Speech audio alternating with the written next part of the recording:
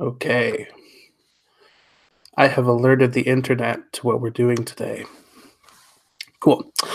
So I'm very excited to have all of you with us today. We're going to be kicking off a new connected mini series I'm running titled Meadowsea. And Meadowsea is going to be a lot of different games focused on little woodland creatures.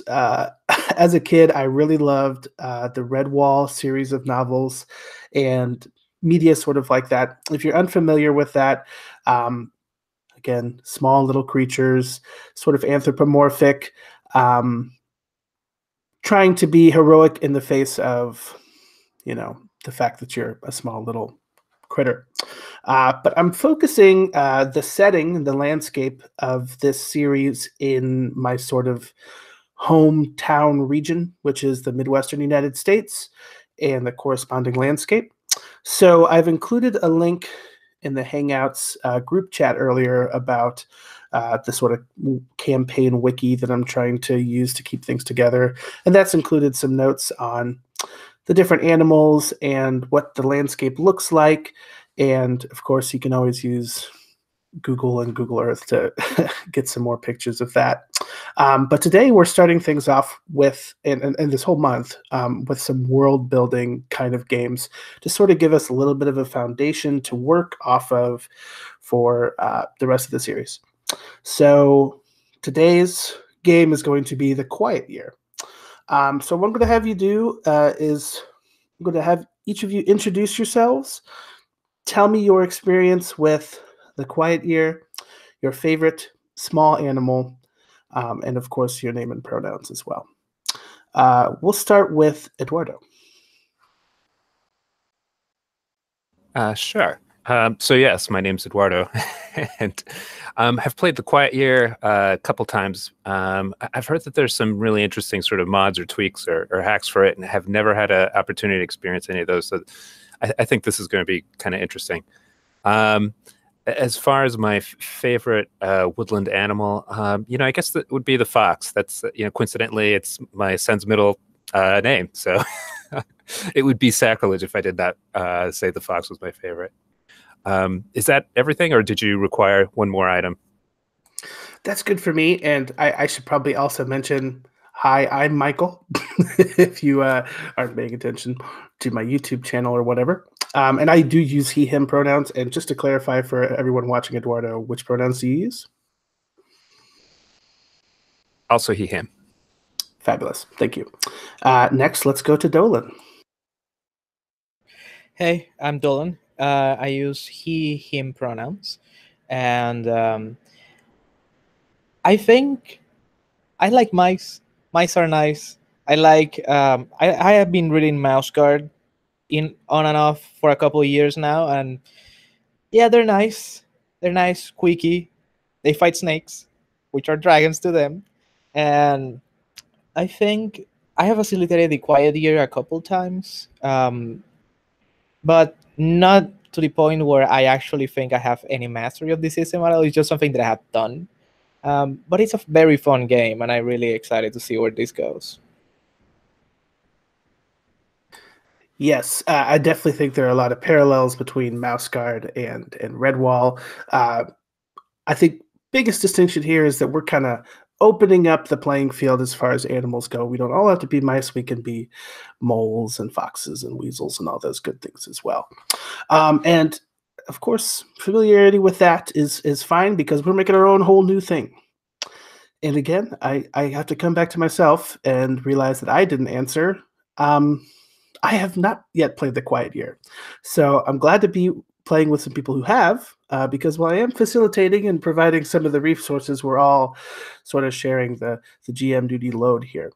Speaking of which, let's head over to Robert. Yep, so I'm Robert, he, him pronouns. I've only played The Quiet Year once, and it was a convention, so it was pretty good. It was games on demand, so I enjoyed it, which is why I signed up for this. And actually, I just read the first book of Mouse Guard, so I really liked that. And it was like right along the same time that you put this posting up, so I was like, well, I got to do that. Favorite creature, I'm gonna go with a weird one and say capybara. Technically not a woodland creature in like the Midwest America, but it's an American creature, and it's like a friend to everybody. So how can you hate it? It is hard to criticize a capybara, that's for sure. The animal that just brings me so much joy every time I see one, which is pretty often, so it's not exactly a rare occurrence, but whenever I see a little bunny hopping by, in somebody's yard or down the road, I just go, "Oh, a bunny!" And that just makes my day a fraction better. So that's my answer to that. Very happy to have you with us, Robert. Let's talk a little bit about exactly what we're hoping to achieve today with this session, right? So the Quiet Year, we've all been talking about, it's like a collaborative map making game. So it's sort of a story game, but not in the traditional sense. We don't really have scenes, none of us are going to be embodying specific individual characters. We're actually kind of going to be representing like currents of thought in the community is the idea. While at the same time, stepping back a little bit and kind of trying to introduce dilemmas and complications to shake things up and make things interesting. So we're going to kind of be wearing two hats, but I think we can handle it. I want to talk a little bit about the tone for the game today. This is not something I've nailed down yet into like a really nice elevator pitch, but I'm thinking we're going to see some like elements of like hardship, and struggle and some sort of tension there. But I also think that there's going to be a lot of warm moments and sort of joyful and friendly and positive kind of interactions. So I think that those will both be at play. So with subject matter tying sort of into tone in that way, we're going to be on this sort of like young adult novel level of subject matter here. So that means things like sexual assault and violence, those sort of things are not going to be on the table. Some of those harder themes won't be present, but we're going to be seeing cruelty towards animals, right? I mean, imposed upon by other animals, but we're going to see death, possibly, right? We may even encounter some form of veiled racial prejudice, right? All those weasels, they're no good. That might be something that comes about.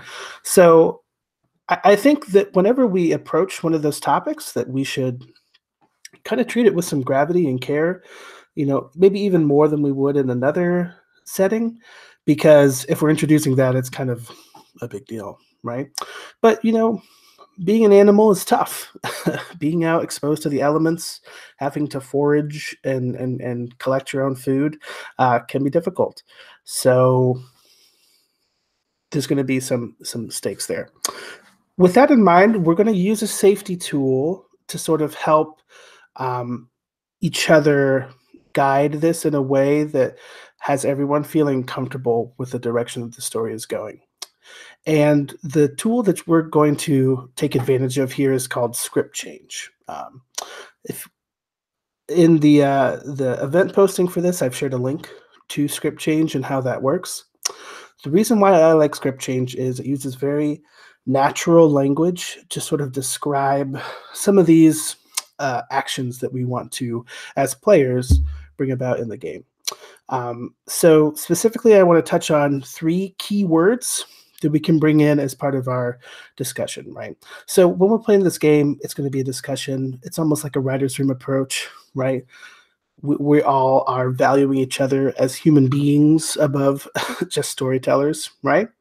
So if we're heading in a direction that is maybe a little bit more sensitive, that we want to take more care for, we can choose to pause, right? Just like you would on your remote on your TV, right?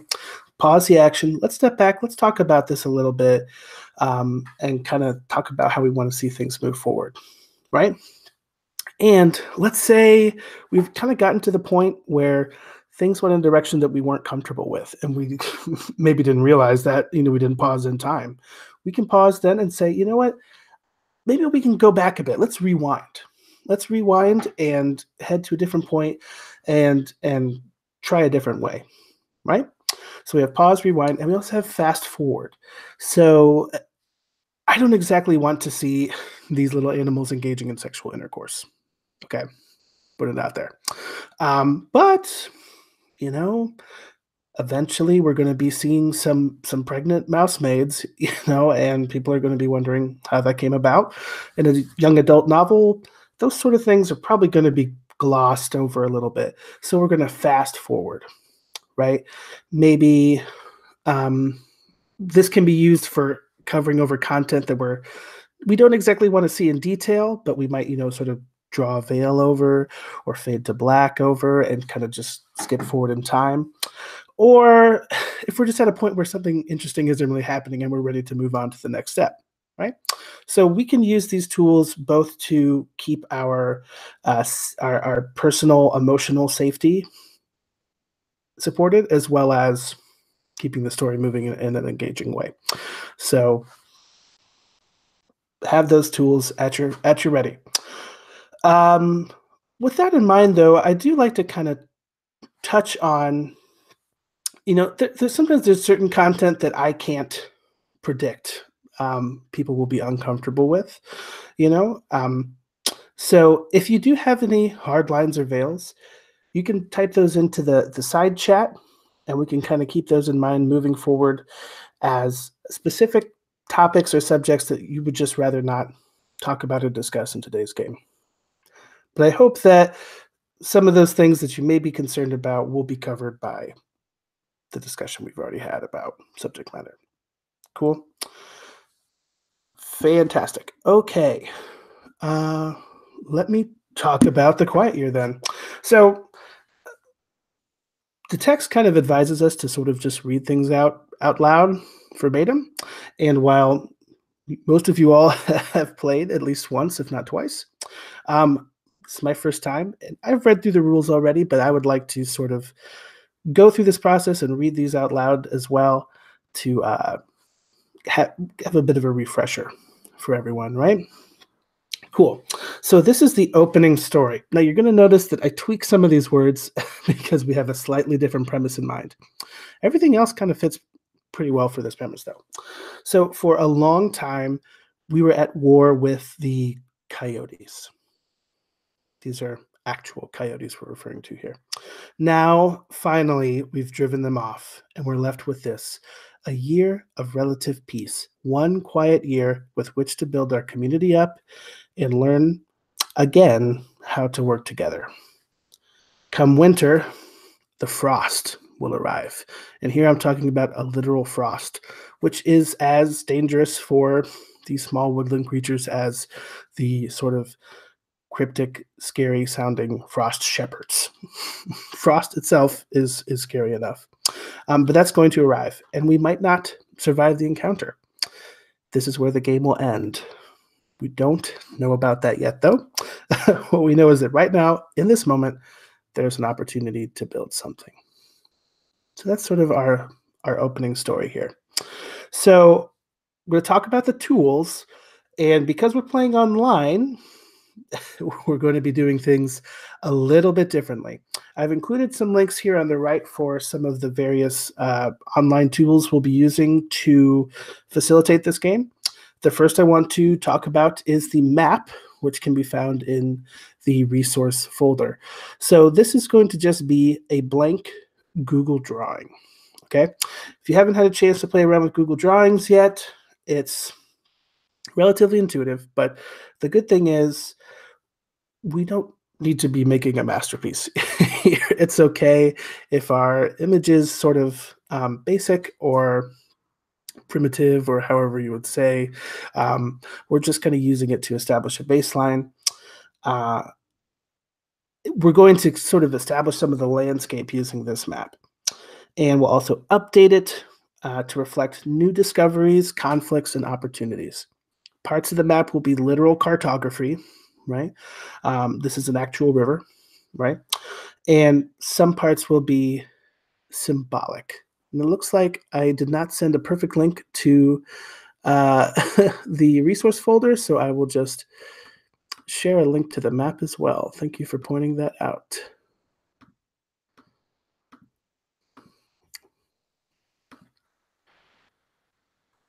There we go. That's the link to the map.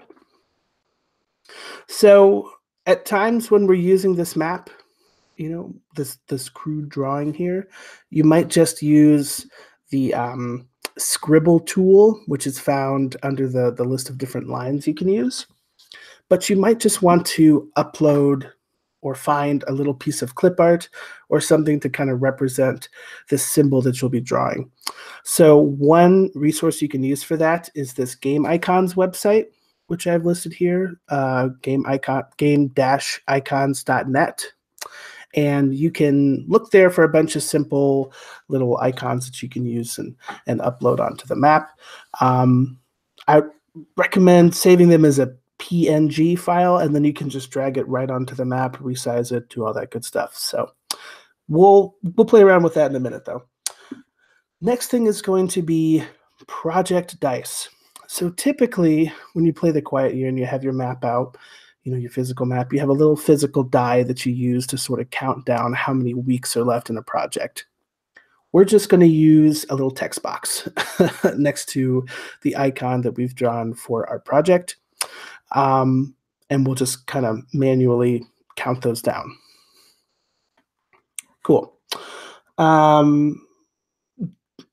Next thing I want to direct you to is the Roll for Your Party room, where we are going to see our cards and our contempt tokens. So I have created piles for each of our seasons here. And we're going to be, I've actually removed some of the cards to make this go a little bit quicker. We're using the fleeting year rule so that we can try to get this done in a shorter time. So when it comes time to draw a card, what you're going to do is kind of drag it out somewhere else to showcase to me that you've moved a card, and then I'm going to reveal it. The way I've had to set this up, I've had to hide them all, so I have to be the one to reveal them. But you can click a card and then to highlight it, and then you can drag it away, and that will show to me that's the card you've chosen to draw. As well, I have labels here for our contempt token. So I've already put my name there as a label, and I've placed one token there to show what that looks like. So if each of you could add a label with your name and give a little space for you to list your tokens, that will help us keep track of contempt tokens. Now, we'll talk in a little bit about exactly what we use those for, but one thing to keep in mind is that when we're playing face-to-face, all of these tools are sort of visible at one time. When we're playing online, we kind of have multiple screens up to be able to see each other, to be able to see the map, be able to see the cards. So keep an eye periodically on this window here, the Roll for Your Party room, to see who's collecting contempt tokens and if that may have been for something that you proposed. Okay, we'll talk about that in a minute. Cool. I don't have summary cards here, but luckily there's only a few abilities to remember, or a few actions to remember, and I think you all should be somewhat familiar with those. Okay, so the deck. You'll see here I have this split into 4 suits, each relating to 4 seasons. When a card is drawn, when the King of Spades is drawn for winter, that's when the game will be over. Oh, wow. Okay, I was just double checking. I was like, we're not supposed to shuffle all the cards together. No, they're separated by suit. It's okay. One thing we're going to do here, though, to make this go even a little bit quicker, is when we get down to 1 card in each season, we'll move on. So there'll be 1 element that is not covered each season. Until we get to winter, in case we just play until we draw that King of Spades. Now, you have a link to the Oracle PDF which shows you what event corresponds to the cards that you draw. I'll talk a little bit more about how we play with those in a second. So, I mentioned this at the top, but I want to talk about who we are as players in this game. We have two roles to play. The first is to represent the community at a bird's eye level, to care about its fate. Okay? So this is sort of us as people being invested in this community. But the second is to dispassionately introduce dilemmas as if we were scientists conducting an experiment, right? So kind of think about if you had like a little ant farm or a little mouse cage, right? Think about like, oh, I like them, they're cute, but what would happen if this was introduced? I wonder how they'd respond to that. So we're going to be moving in and out of those two roles. We won't be embodying specific characters or acting out scenes. Instead, we represent currents of thought within the community. When we speak or take action, we might be representing a single person or a great many. If we allow ourselves to care about the fate of these people, these animals, the quiet year becomes a richer experience and serves as a lens for understanding communities in conflict, which is kind of cool. We'll also be presented with opportunities to introduce new issues for the community to deal with. This will often happen when we draw cards or use the Discover Something New action, but by dispassionately introducing these dilemmas and then returning to our other role as representatives of the community, we create tension and make the community's success feel real, like we really overcame something.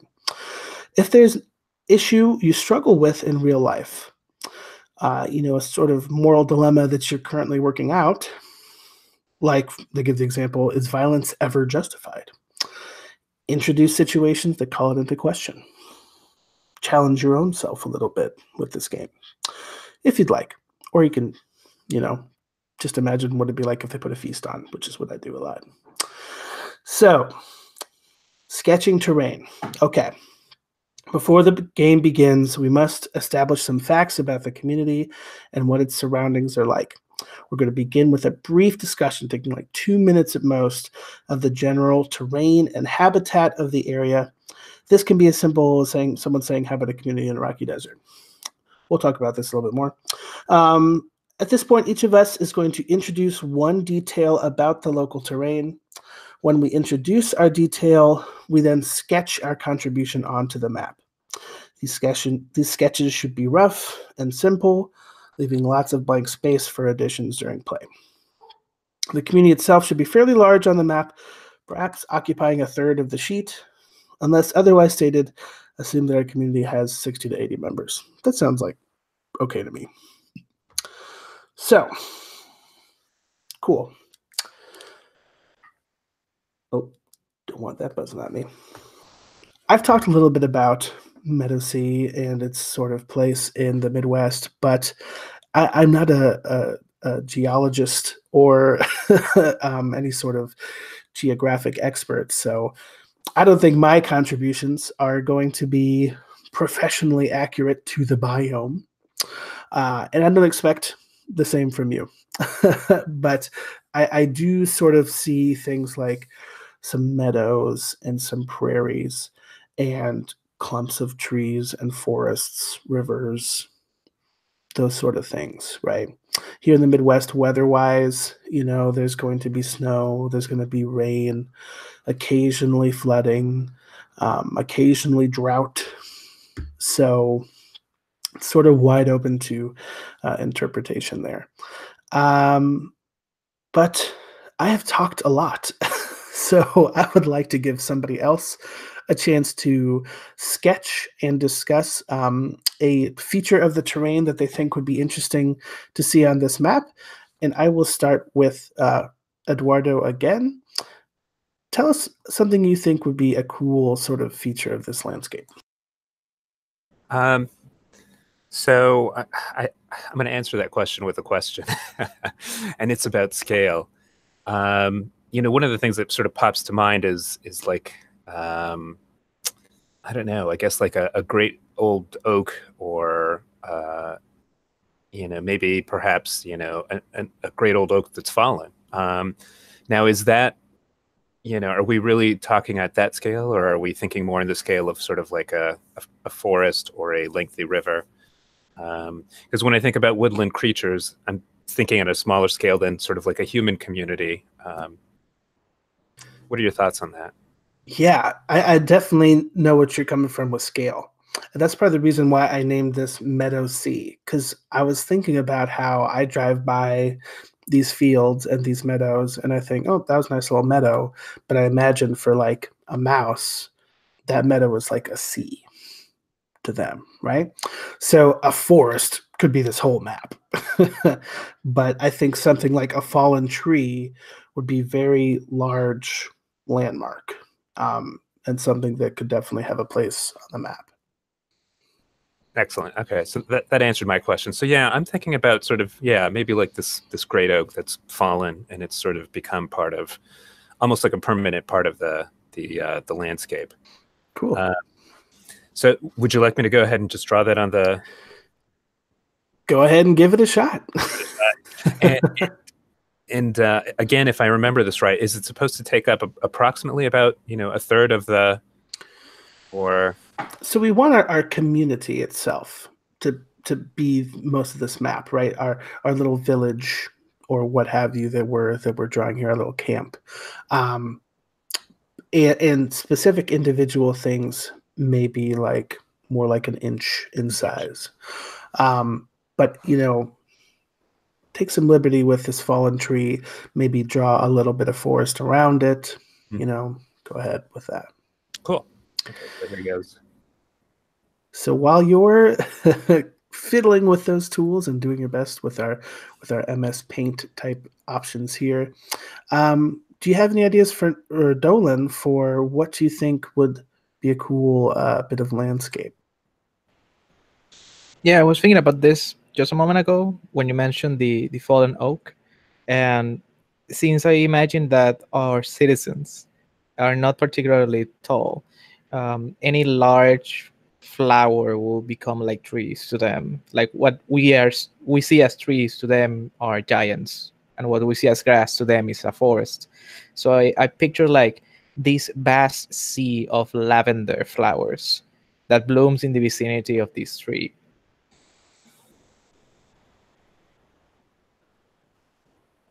That sounds beautiful. I love it. So then we have a large patch of lavender. So go ahead and of course you can fiddle with color options with your scribbles and other things. Go ahead and give us a little patch of lavender out there, Dolan. I will try. I found an icon that may fit. No criticism art-wise here from any of us. No judgment. So Robert, how about you? What's on your mind? What's in your mind's eye? So also kind of going along with the theme of, our citizens are smaller. I'm thinking there's probably like a small creek that just goes through this this forest area, and to them, like the creek might as well be a sea, might as well be an ocean. Like they wouldn't cross the creek. They might cross the creek. There might be stories of people who have crossed the creek. So I think there's probably a creek going through the middle that provides some amount of security, but also a barrier. Very cool. Go ahead and find a place for that. And now it's my turn to think about a nice bit of landscape here. And I think I kind of want to expound on the creek a little bit by adding sort of a ravine that sort of follows it. So maybe the riverbed is not wide by human standards, but maybe it does have a pretty steep embankment that surrounds it as well, that follows this creek around. Old glacial activity, right? So I will sketch out the ravine following your creek when we get there. How are y'all enjoying these tools so far? Are they giving you any trouble? I'm having a nice time with them. Mm-hmm. And if you have any other ideas for images that you're having trouble finding, one cool thing, if you go to insert image, you can search the web. And adding little details like clip art in your search term or GIF or PNG might help you to find something transparent that might fit better. So if you're just like, scribbling this out is too difficult, it's totally cool to just include a picture. We don't have pen and pencils with us, so I'm okay with some concessions.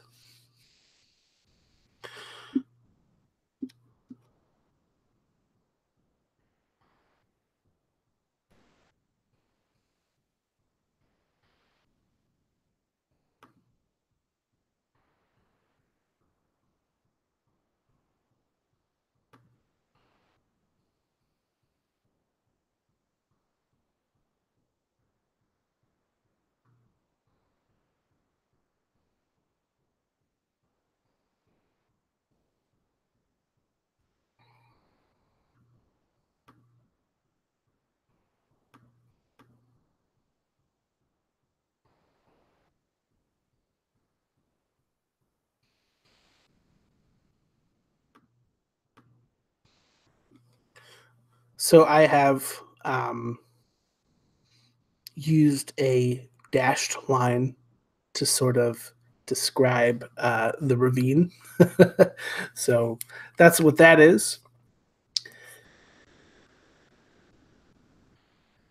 And I'll add one more to sort of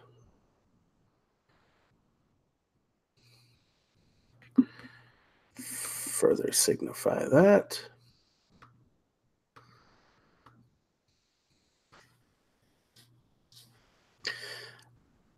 I have sort of a grand vision that after a couple of these map making games that I will possibly commission an artist to actually make a decent looking map out of this, but we'll see. I've got some artists in mind, but then it's just like money is a thing, you know. Support the artists, but support my roof also.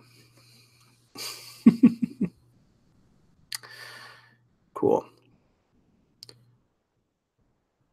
Well, Fernando has stepped away, but I want to look ahead real quick and see, Dolan, that is, sorry, what our next step is going to be.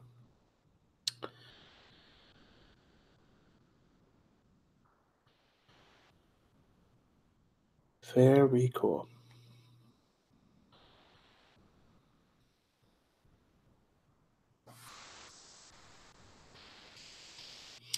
Okay, now we're going to talk about resources.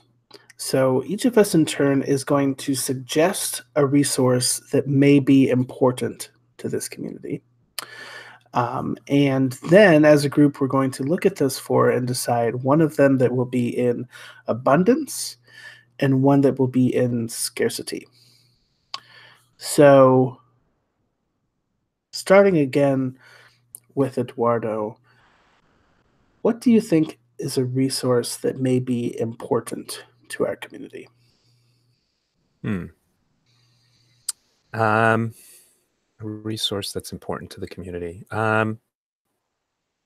Some examples that they give include clean drinking water, a source of energy, protection from predators, adequate shelter, and food.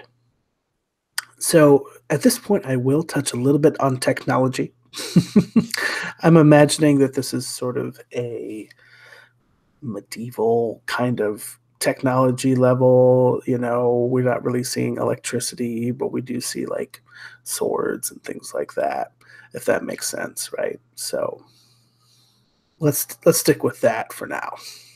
Sure. So no gasoline. I'm thinking that a source of shelter. You know, I guess potentially this could be something that that is important, and you know, depending on proximity to resources, like maybe the woods. You know, it's either in abundance or it's in scarcity. I could see shelter being important for them. How about you, Dolan? What do you think else could be important for these people? I was thinking we kind of like food, but in the instead of just being food in general, I kind of imagine us keeping some kinds of insects, almost like herds. The equivalent of pigs for humans, this would be like, I don't know, critters, crickets, yeah. So we might need a place for them to roam. Um, and we need like we could have some, but we don't have them in abundance. So this is like something that we need to sustain our people. Like food is needed. So, did you want to go with food in general or insect livestock? Insect livestock specifically. Okay, very cool. So we either are rolling in crickets or haven't seen a bee in a long time. Finally, Robert, what do you think might be a cool resource? I'm thinking maybe like, and this might be too general, but like secrets. Like we might be, we don't want everybody to know exactly where we live at any given time. We want to stay hidden. So maybe keeping our secrecy or our shelter or something like that is kind of a resource that we have. That's a very interesting resource. Yes, secrets. And just to be on brand, the final resource I will introduce or suggest will be weapons. Right? That's the sort of thing that separates Mouse Guard from Watership Down, right? His weapons. So we have these 4 resources. Now we're going to, as a group, decide which one of these we think would be cool to be in abundance. So we're going to pick one to be abundant. And consensus can be difficult to get online because we're talking as a group and it's a little bit easier to talk one-on-one. But let's just try to have an open discussion best as we can of these 4 resources: shelter, insect livestock, secrets, or weapons. Which do you think that this community is going to have in abundance?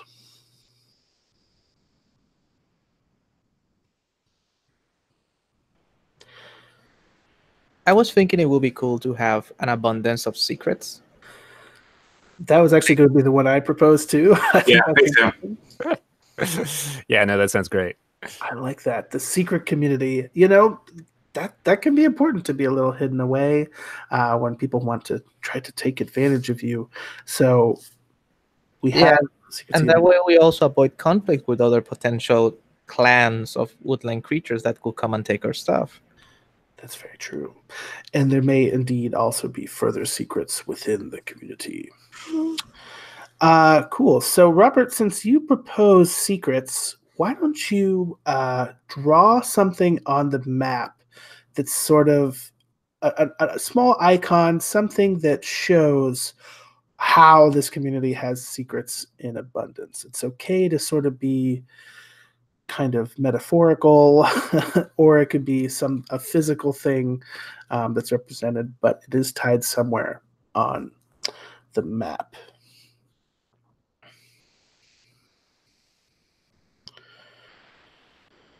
While you're working on that, let's think about what would be interesting to have be scarce. Shelter, livestock, or weapons. What would be cool to kind of have to contend with as a community? What would we like to see these animals struggle with having a lack of?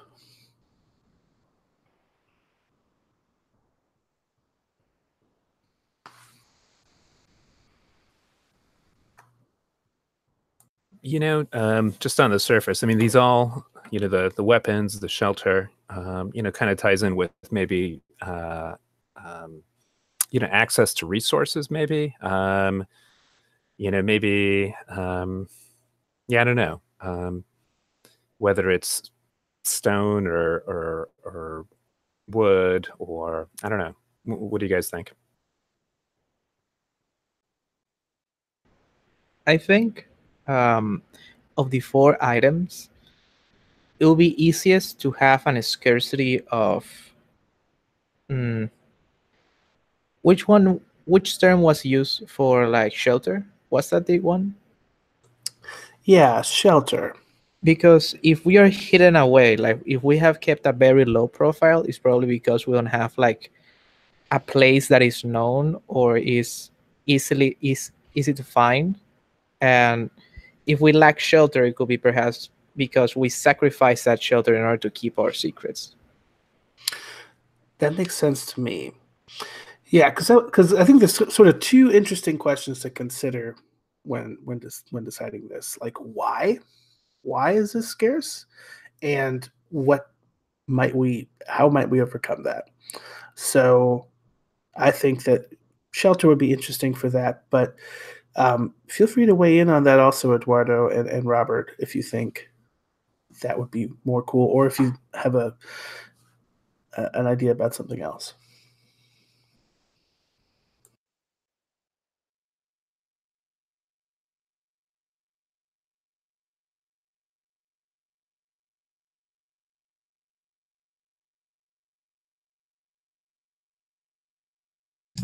So I drew my abundance of secrets as like a trail leading from the flower patch to the tree that's fallen. Because I think maybe the tree falling has laid our secrets to bear, kind of. Like maybe we were hiding under the tree or around the tree, or the tree falling has presented some kind of problem that now our secrets are a resource and not just a thing that we took for granted. Very cool. Thank you for that, Robert.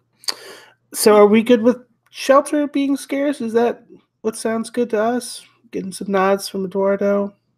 Okay. So since you put forth shelter, Eduardo, go ahead and show us either a symbol or some indication of a little reminder that, hey, shelter is scarce around here.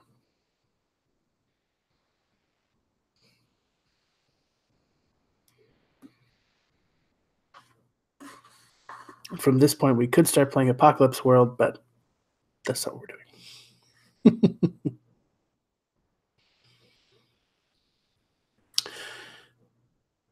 While you're sort of considering and working on that, I want to circle back and have you explain your drawing once you're completed with it. But I'm going to go ahead and talk a little bit more about gameplay here, just to put the words out into the universe. The basic unit of play in the Quiet Year is the week.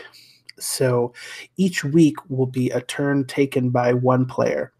Play is going to be proceeding clockwise. For our purposes, the sort of order I've been using here is going to be our functional order there. Weeks should take an average of 2 to 3 minutes to complete.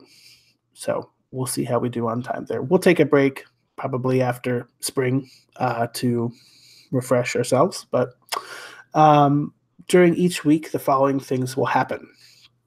The active player draws a card, reads the relevant text from the oracle, and resolves it. So follow all the bold text.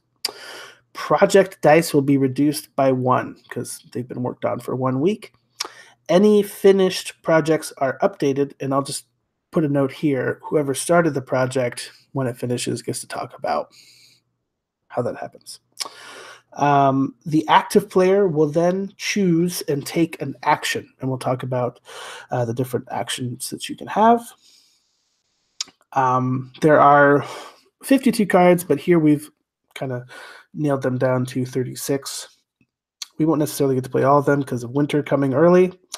Most cards will have an option to choose from, separated by an or divider. So just pick the one that you find most interesting from the oracle or fitting, and then read that text out loud.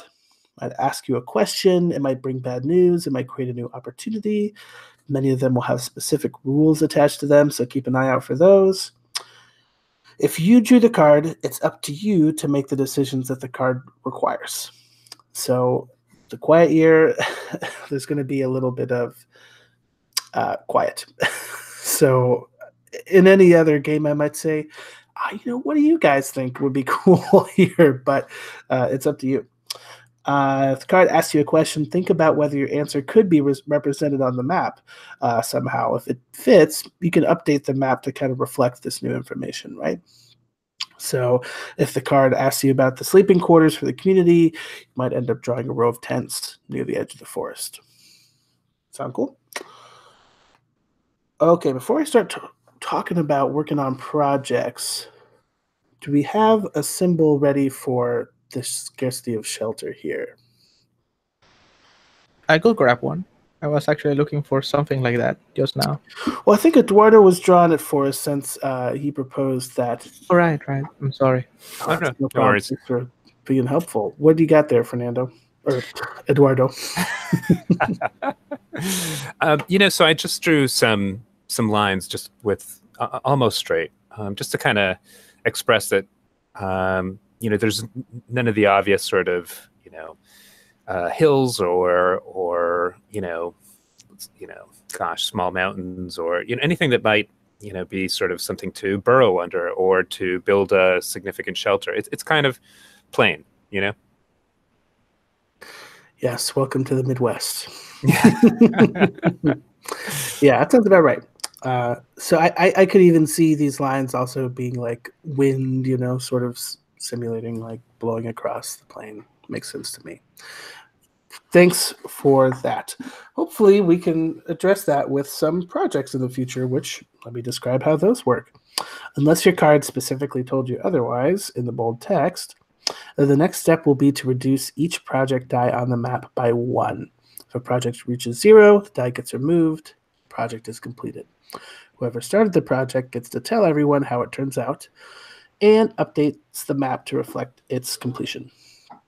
If a project finishes early because of a card rule, then whoever picked the card is going to tell everyone how it turns out. If your card's bold text had you place a project die on the map just a moment ago, that die doesn't reduce during this week. It's just now getting underway, if that makes sense. When a project gets completed, it's assumed it went successfully and is beneficial to the community. In some cases, it might make sense to have an investigative project end with a hope dispelled.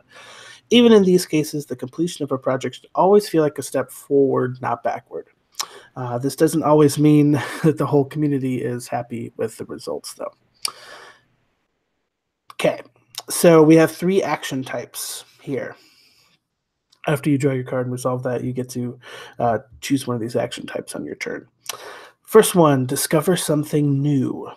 One of the action types, discover something new. Introduce a new situation. It might be a problem, an opportunity, or a bit of both. Draw that situation onto the map. And again, these should be small and simple, smaller than an inch, finished within 30 seconds or so. Give or take, because we're using online tools. Whenever things seem too controlled or easy, we can use this action to introduce new issues and dilemmas. When individual characters get introduced, we'll give those names. I'll record them so we can reference back to them. They give some examples here.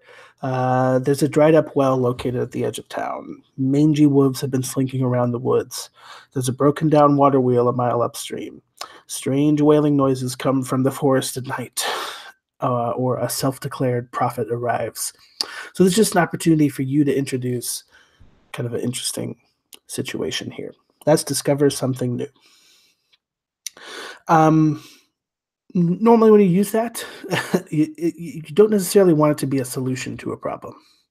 It doesn't even necessarily need to be a problem in itself, just something dynamic, interesting, shaking things up a little bit. Okay, action type 2, holding a discussion.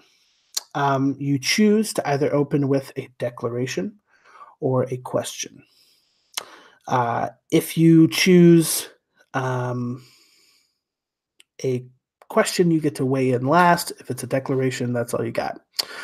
After you propose your question or statement, everyone will take a turn weighing in, sharing a single argument composed of 1 or 2 sentences. And again, if you open with a question, you get to weigh in last. If you open with a declaration, that's it for you. A discussion never results in a decision or a summation process. Everyone weighs in and then it's over. This is how conversations work in communities. They're untidy and inconclusive affairs.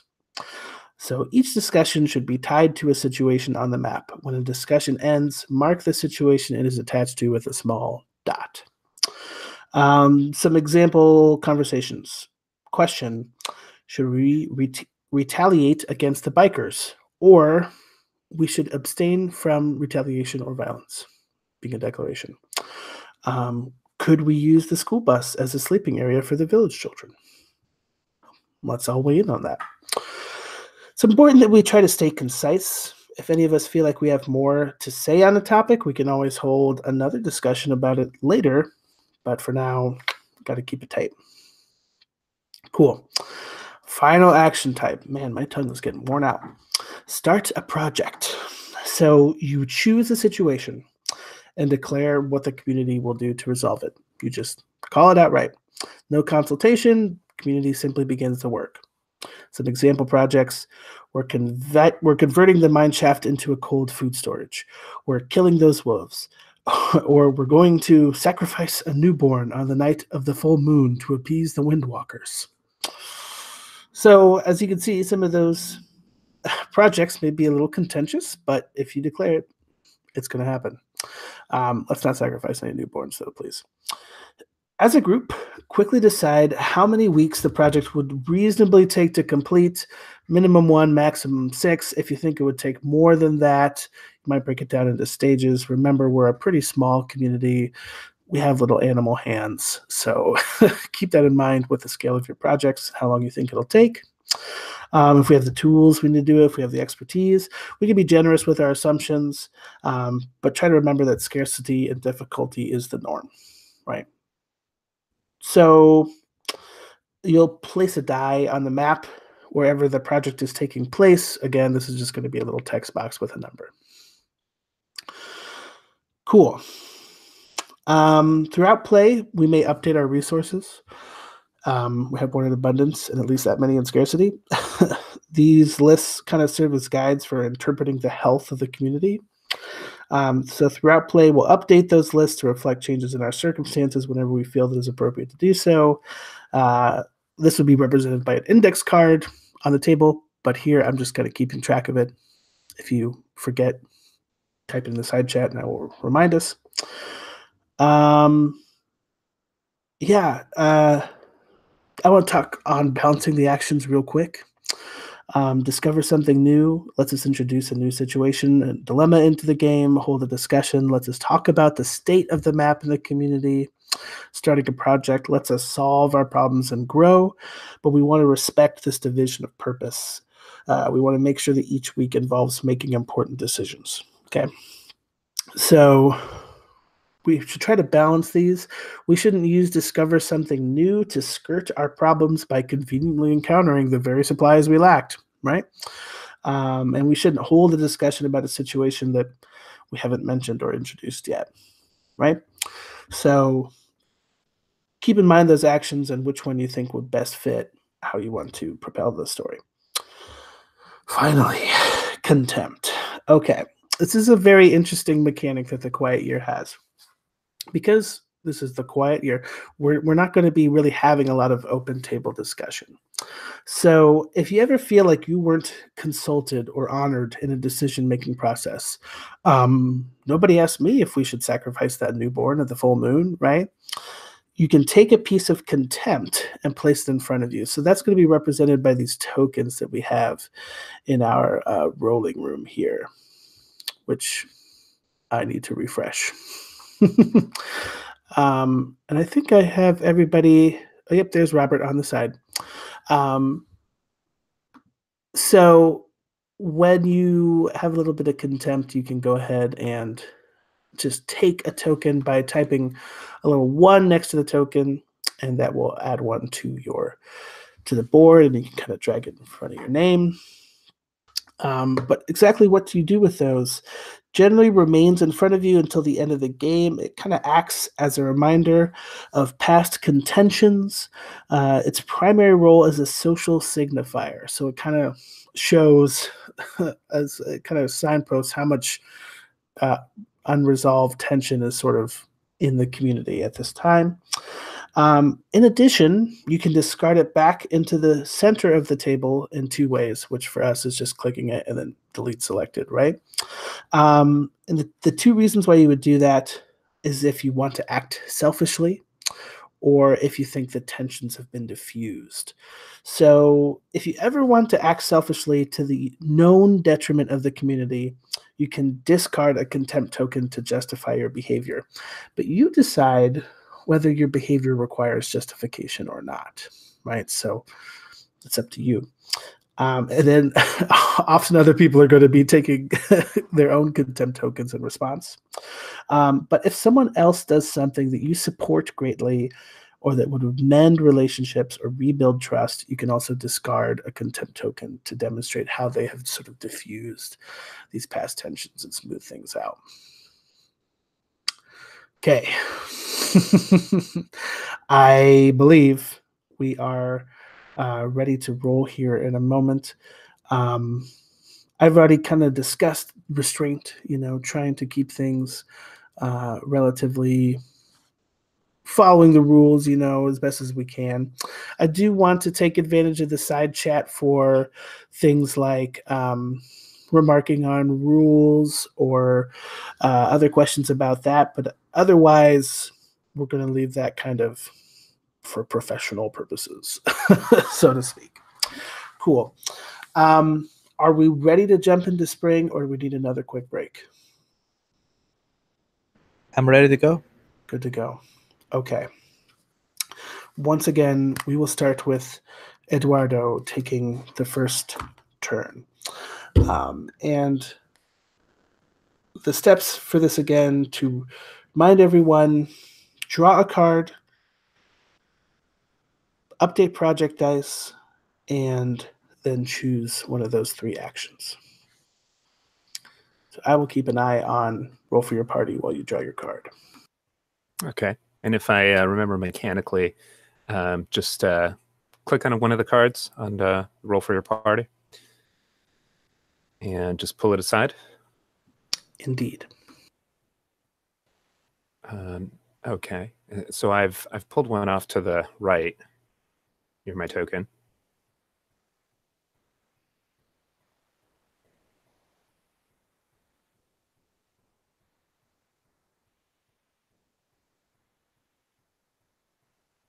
And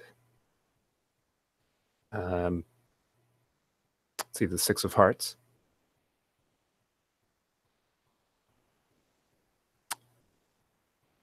And I am going to the oracle, sort of the spring that you set up. And would you like me to just read directly from there, Michael? Yeah, go ahead and choose which of those you think would be most interesting and read it out loud to us. Would you like me to read both options or just the option that I choose? Just the one that you choose is fine. Okay.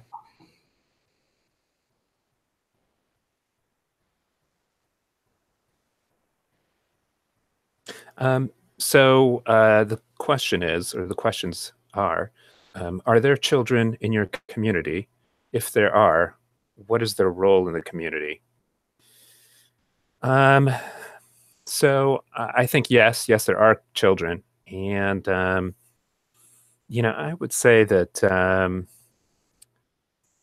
I guess I would say that their role might be to go to the lavender field, essentially to collect,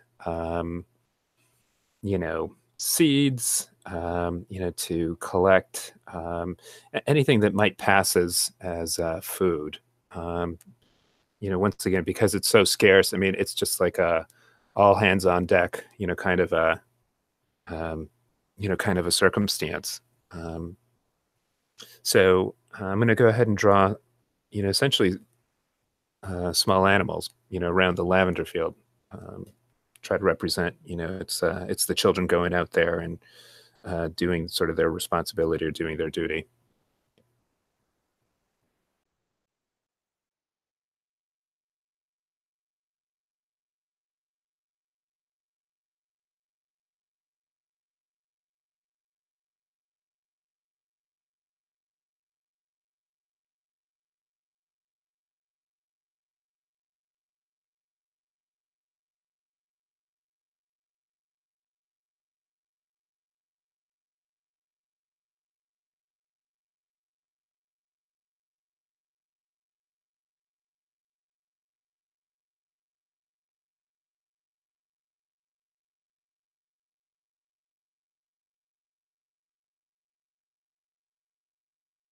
Kind of a crude drawing.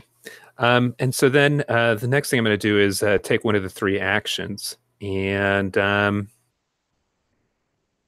got another sort of question for you, Michael, as far as how you want to handle something.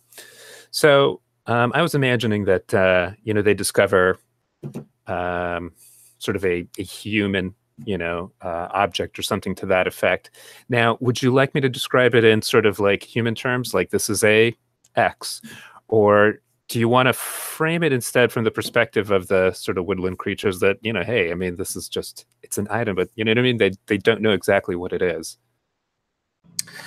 That's a really interesting idea, because that was something I'd been thinking about, is like, how much do I want the presence of humans to be related here? So I was imagining for this series that like humans aren't around, but this could have been a post-apocalyptic thing. Is cool with me. So I'm okay with human relics or remains, but I like the idea that like we don't know what this Jeep is, right? Because they have to get the metal for their swords from somewhere, right? Gotcha. Yeah. So yeah, just discover something new. Basically introduce a new situation and draw it onto the map. And I am going to say that other side of the river, past the ravine, past the lavender field. I'm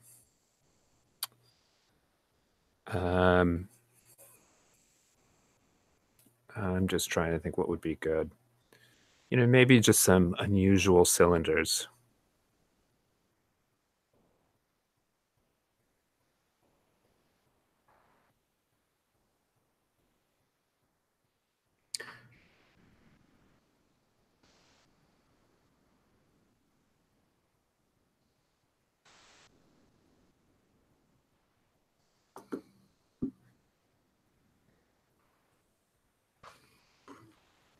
Kind of crude, but and that's my turn.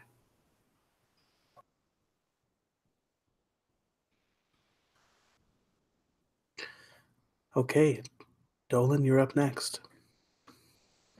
On my way. Let's see. I'm on card.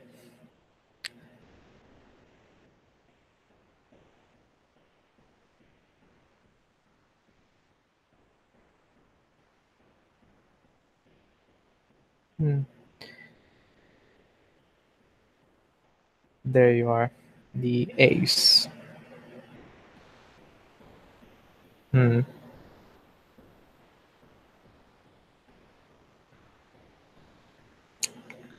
Okay. I think I'm gonna take the questions. The question is, are there distinct family units in the community? If so, what family structures are common? I don't think the family units of our community are set by ancestry. So it's not like, oh, that's a rat family, that's a mole family, that's a rabbit family. Instead, the family units are like based around who was born when. So when a bunch of children are born together, they become a family that has like a caretaker assigned to it. So it's more like a school class kind of system. And basically your family to anybody that was born, let's say, in the same day, because woodland creatures don't live that long, so it's probably a day. Um, and their caretaker probably comes from another circle that experienced this, so they probably like have their ways of managing these unruly children going all over the place. But no family circle is bigger than 12 people plus their caretakers. The limit is 13. And they take names based on things in the vicinity. So like the Moss family, the Stone family, the Branch family, stuff like that. And let's see. I think I wanna start a project, which is building our first homes to deal with the lack of shelter. And I'm gonna grab this image right here. And I think this should take a while because we're trying to get everybody comfortable to have like something that will last. This is not something that we hope to be temporary. Um, I'll think this will either be a 5 or a 6 in terms of time. And since it's closest to the place where the children like gather in the forest, I think we want to like settle on the fallen oak, like take that as our own home, build something new from what is now dead.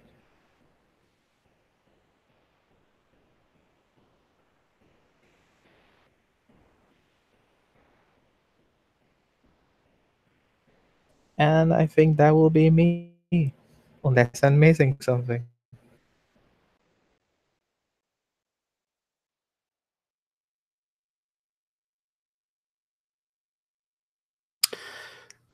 Go ahead then, Robert. Okay, I dragged a card over.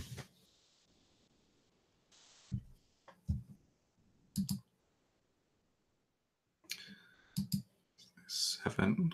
Oh goodness.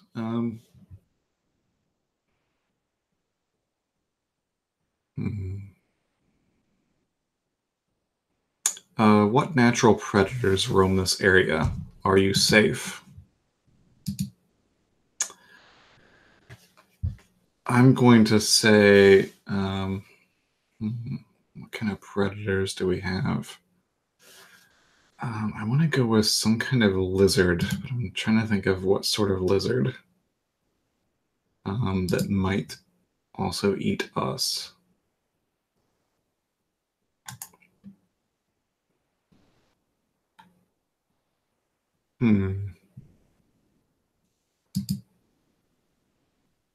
Well, I could just go with wolves. I mean, to be easy. So yeah, I think I would say that because we're fairly close to, a water source, that wolves kind of roam through the area as, as they need to.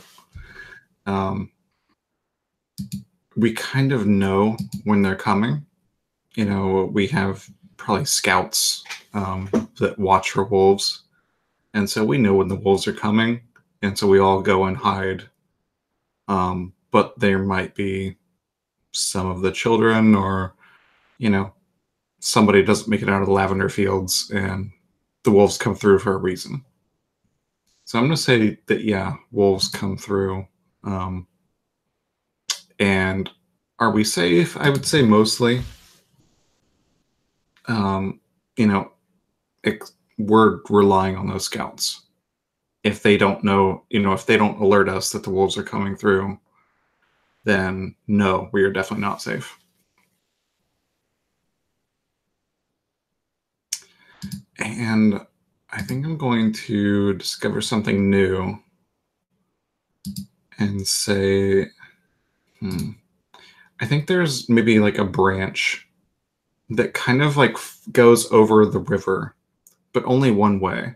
So like if you were a woodland creature, you could jump off that branch and make it to the other side of the creek. But there's really no way that we know of to get back.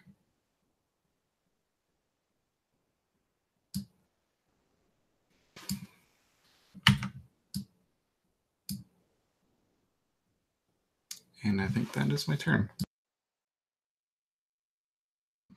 Okay, go ahead and update that project die there, Robert. And I shall go next. I'm going to roll a die since I can see all these cards.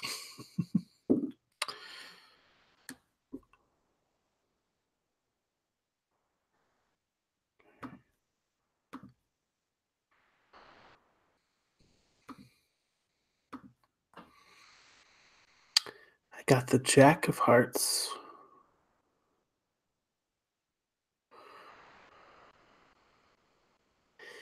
You know, luckily though, we've seen a good omen. I think that what that is an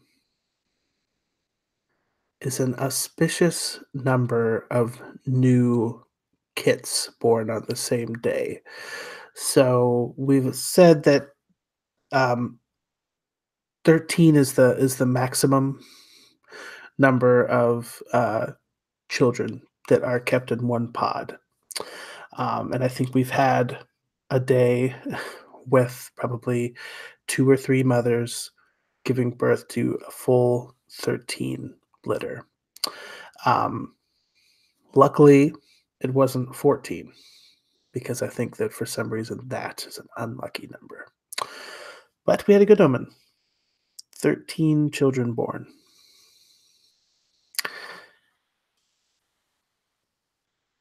I think we should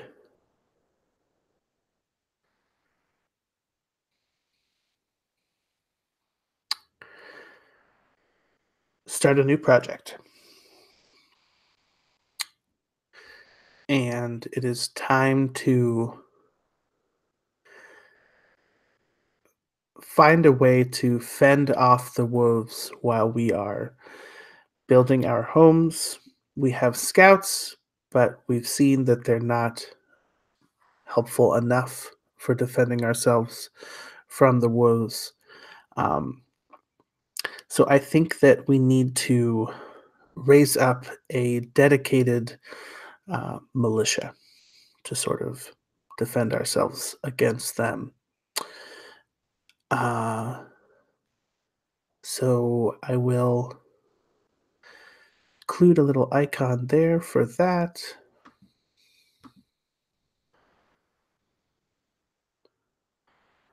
And I'm thinking maybe this should only take a couple of weeks to prepare them, maybe more. Does 2 sound like too few to you folks? Should we go with a more well-trained militia or just something to get us by? I How like long? the idea of 2 just because then maybe they won't be so well trained, and so we're just kind of hastily doing this. That could, impose other issues. Yeah, I think I like that too because we're kind of patching a broken wall with tape. We're not necessarily fixing it. We're just trying to get by and solve the immediate issue, not in the long term at all.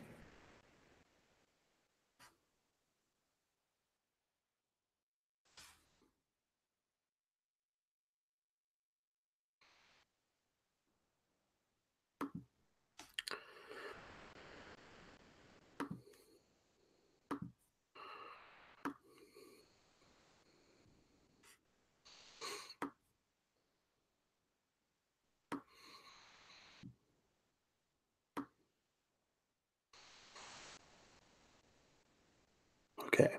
And I will update the project die.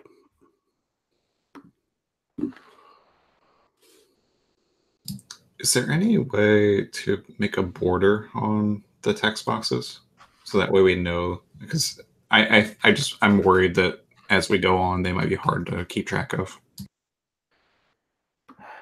How's that look?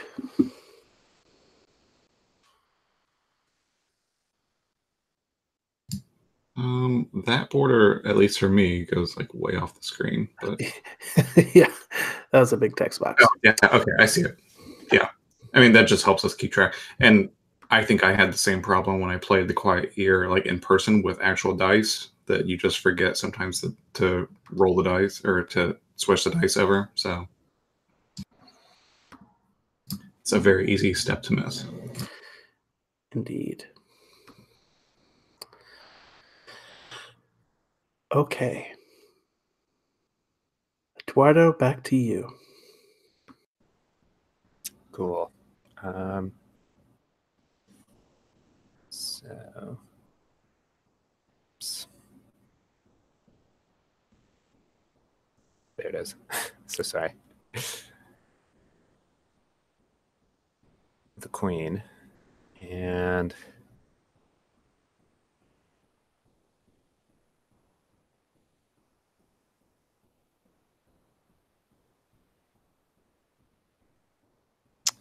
okay, I think I like what's the most beautiful thing in this area? And you know, I am thinking that at night there are some amazing lights in the evening. I'm imagining something like, you know, the aurora borealis, sort of like a interesting effect that happens, you know, on key nights. See how I can't even begin to draw that.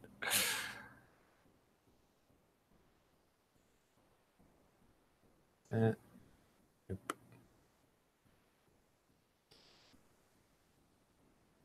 Let's see.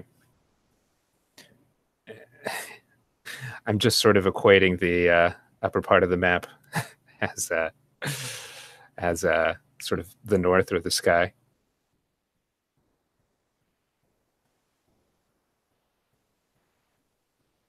Just some squiggly lines.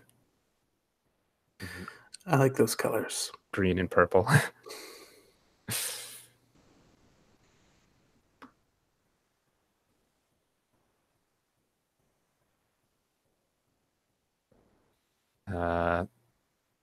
There we go.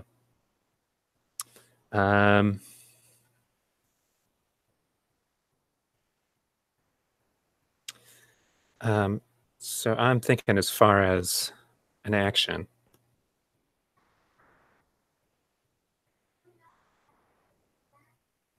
I think I'd like to hold a discussion. You know, there's an element of the community that is, you know, is feeling adventurous. You know, that sort of, you know, it's sort of like the grass is green on the other side, and you know, it's just sort of like revving up. Gosh, you know, we got to cross this this ravine in the river. You know, I can see from here that, you know, there might be better, you know, opportunities to collect food. And so I guess the question is,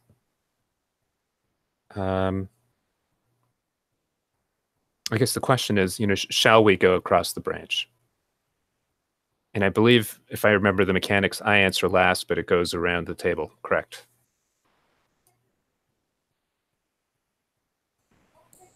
So it's, if it goes around the table, it will be me, then Robert, and Michael, and then last you as well, right? Do we introduce our arguments in the voice of a member of the community, or just a general feel around the community? I think that these arguments can be in the voice of an individual or as a group. I could double check that though. That's how I've always read it, is Yes. that you're almost like a representative of a member, you know, of the community. That's how I've done it too. Yeah. Okay. And then my argument comes from Grandmother Mole, that is like the oldest blind mole that lives in our community. And her argument is, Bravery must not come before our lands have been settled. Our homes are not finished. We shall wait.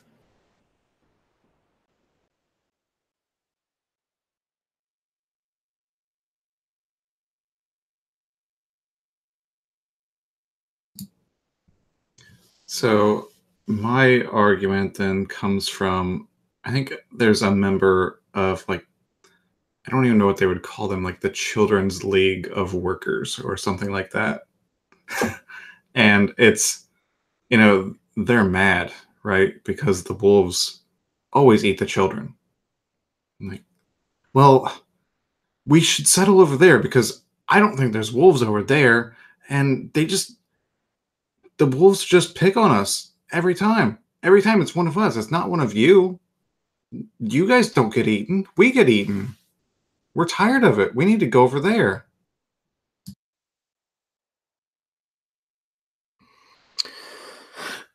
I will speak as one of the members of the militia. I think that this is like a sturdy beaver. Um, we'll call him Colonel.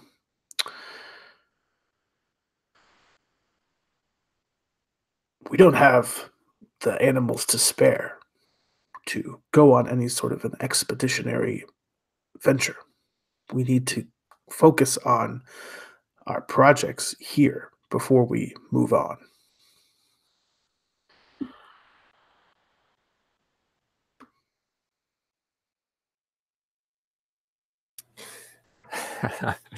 I think the patriarch of the badger sort of family, or the badger sort of sort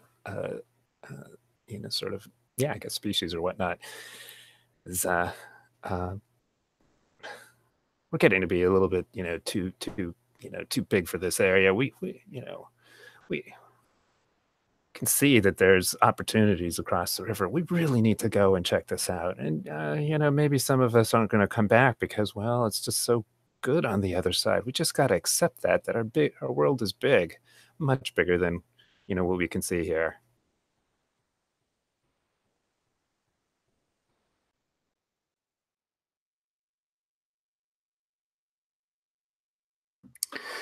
Go ahead and update those project I if you didn't get to it already.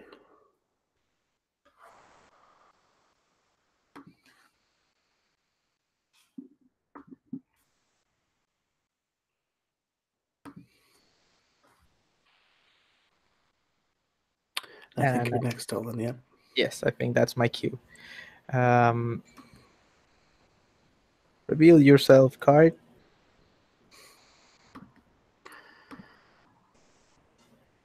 A 5. Okay.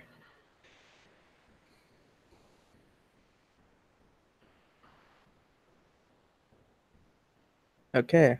The question is, alarming weather patterns destroy something. How and what? And I think that there's been like a very powerful storm that just hit the entirely of the region, and the river flooded. So the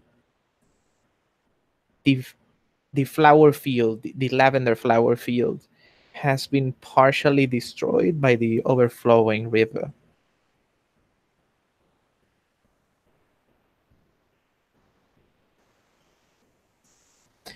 As for my action, I would like to discover something new. And it will be that after the flood took place, and the water subsided, something was unearthed in the vicinity of the river. It looks ancient and shines when the sun reflects on it. So let me add that to the map. What icon can I use for this? Oh no.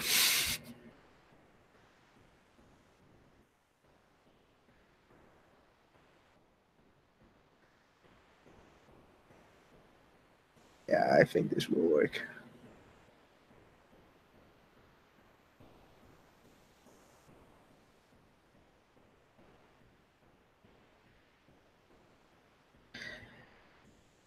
And that will be my turn.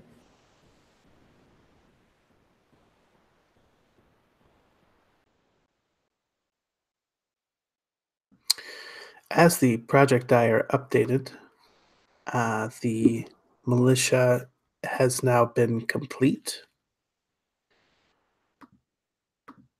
So I think what that looks like is several different species who've armed themselves with probably mostly wooden staffs as weapons, the occasional bow and arrow, but their tactics kind of involve working together to take down wolves one at a time. I think that they follow some of the same tactics as the wolf pack. They sort of learned from them and how they operate in order to fight against them. So that the wolf militia sort of takes a double meaning in its name.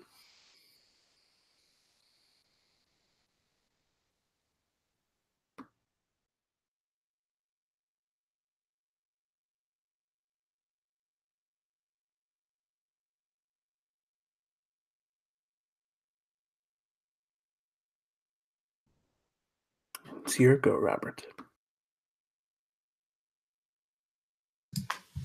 Yeah, dragged a card over. 10.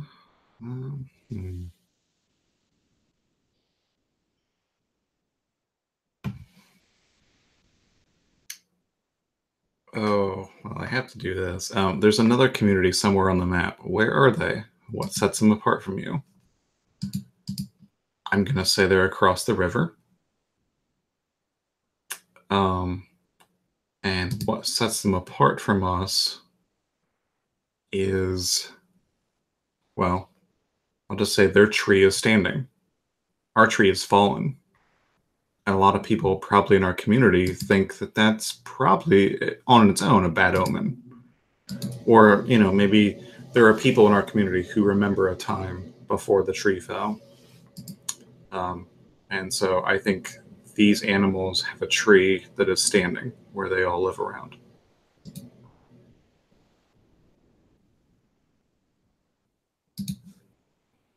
And I think what sets them apart from us, though, is they look across the river, or across the creek, and they don't really want to come over.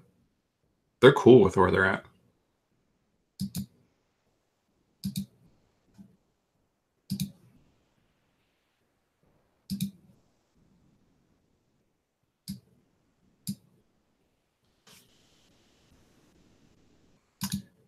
And as a project, yeah, I think I'm going to start a project for, I think, some of the younger people in the community want to cross over and just see what's on the other side. And maybe, actually, no, some of the scouts,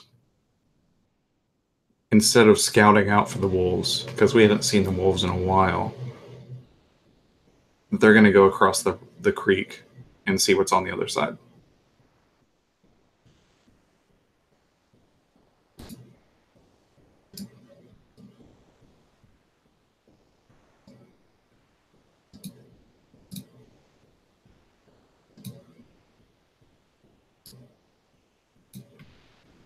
So I think that will be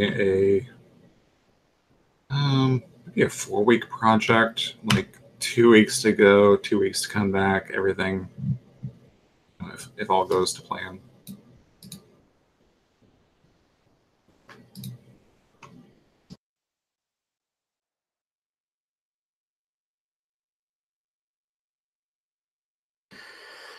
And I shall play the last card of spring.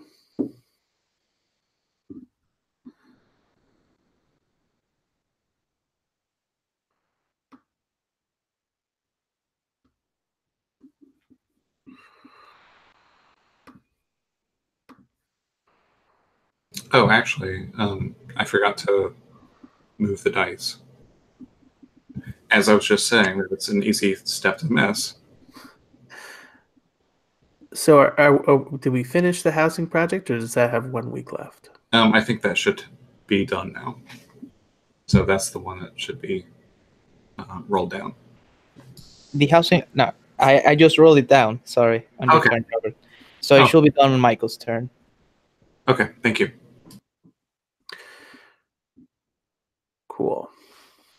I revealed a 4 of hearts. Where are you storing your food? Why is this a risky place to store things? I think that we have turned the stump of the tree into our sort of storage place, but this could be risky because while it has a safe exterior and it has a covering, I think that some of those floodwaters from the lavender field came uh, dangerously close to entering the stump. And since it's sort of on ground level.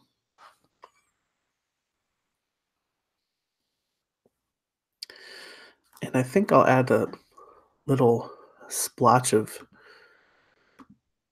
blue water out here to kind of show that flooding.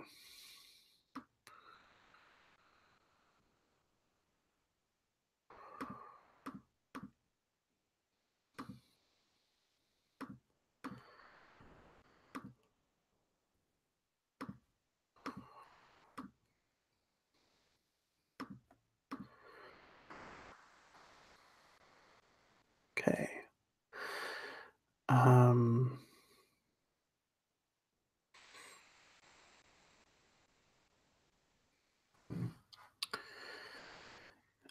I think that we'll need to respond with a project.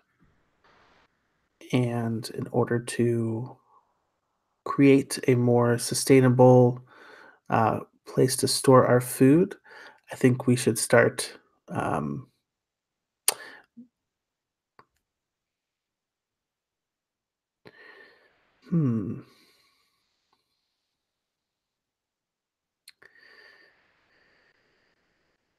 building a bit of a trench around the tree to sort of stave off any floodwaters that may come by. Sort of a dry moat. That's what we're going with here.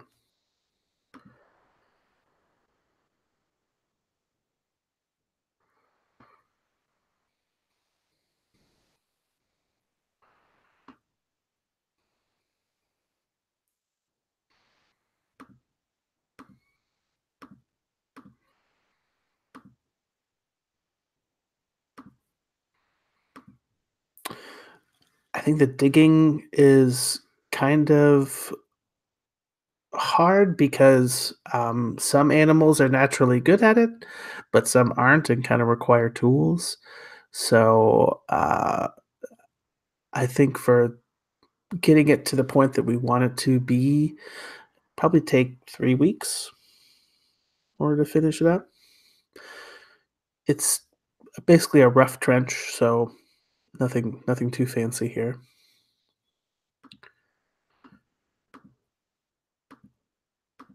So my only question is, when you're building that out on the map, do you put the die down and say, I'm starting this project, and then after it's done, you draw it on the map? Or, because like right now you're drawing it on the map and technically it's there, but it's not done yet.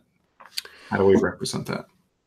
I think that if something were to happen where the project would not be completed, we would probably update it to reflect that. Right? Okay.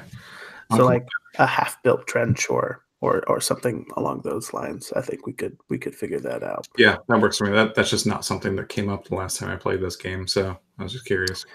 Yeah.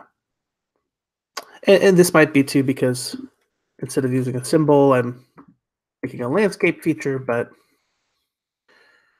we'll see how it shakes out.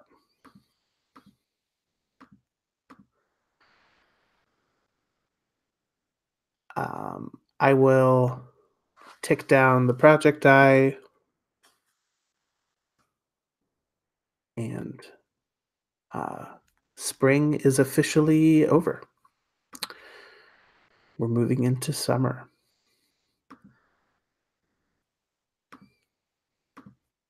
With Eduardo.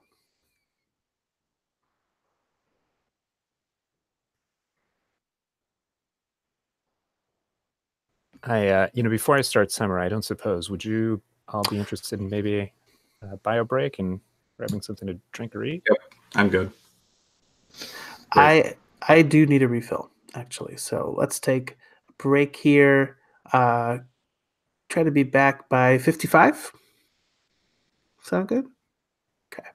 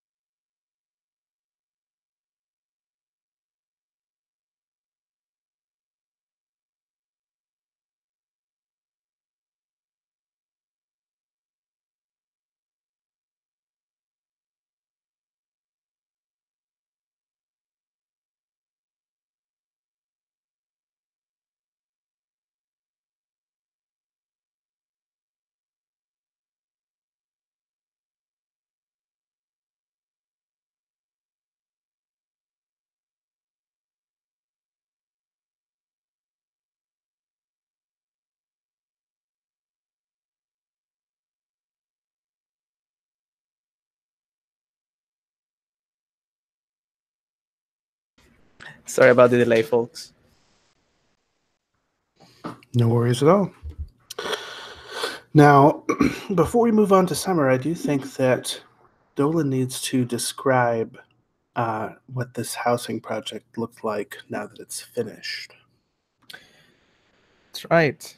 I think I had established that we were building in the vicinity of the fallen stump, the fallen tree. Um, I think these houses are like built from pieces of wood. They kind of like look like huts almost. We have like a small palisade around it, built with branches.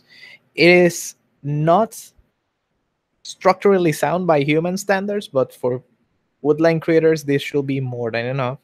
Each house that has been built is a large affair with rooms for each of its members. Like there's enough space for all 13 members of a household to coexist. But there is no individual cooking stations. Like there is a single hut in the center of all of this that is used like a communal mess hall for all the community to eat and share bread together, whatever the our version of bread is.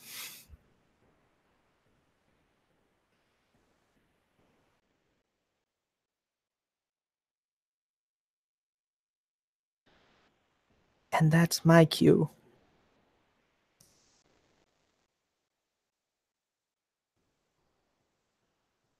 Terrific. Shall I draw the first card? Go ahead.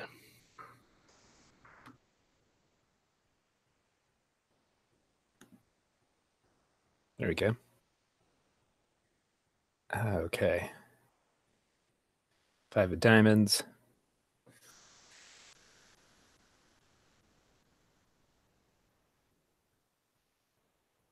Oh, interesting choices. um,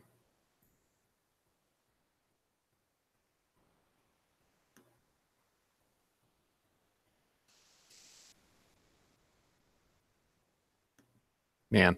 All right. The weather's nice and people can feel the potential all around them. Start a new project.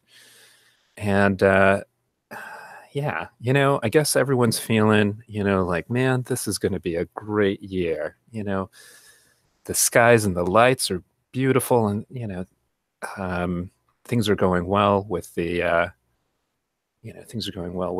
harvest. So why don't we celebrate? Why don't we have sort of the harvest feast? And you know what? We're going to make it bigger and better this year because we've survived this challenge, from the coyotes last year. So this is going to be sort of just this large community affair, and it's going to require coming together and lots of pulling together of or gathering of seeds and pollen and so on. I'm thinking this is like relatively short. Maybe like a 2 to 3 week affair of just sort of hunting and gathering. Well, maybe not so much hunting, but let's say gathering. Does that feel like a reasonable estimate? Not too long, not too short? 2 weeks? Cool. Okay. Yeah,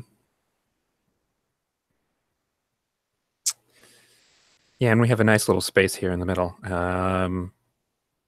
So, gosh, how do you represent this?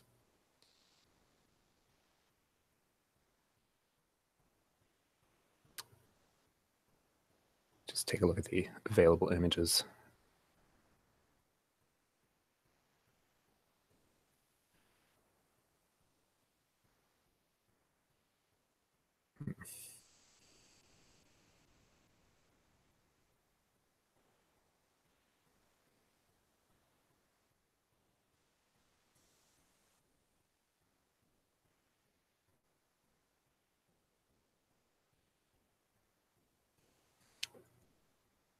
Just going to try to draw something. Oh, dang it.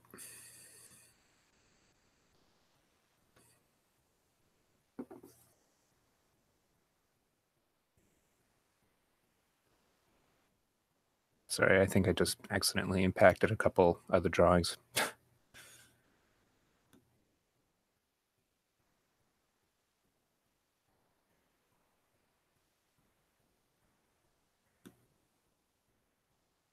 And I'm just trying to represent this maybe with like a trumpet and,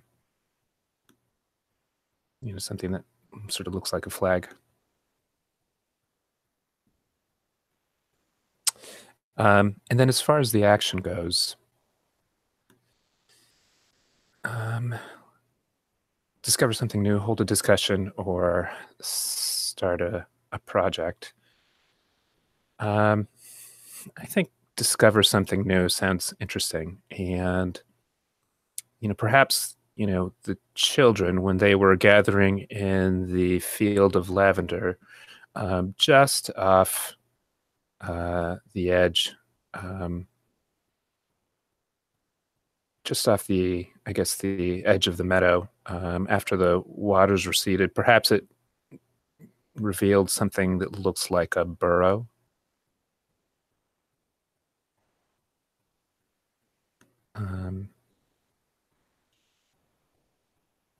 With uncertain, no one's really sure just how deep it is or where it goes to.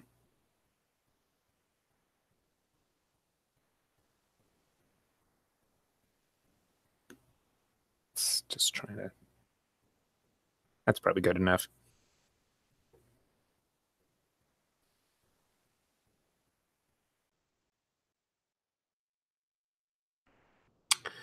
Cool. Update those project die for us. And then it will be Dolan. Yes. Let's see.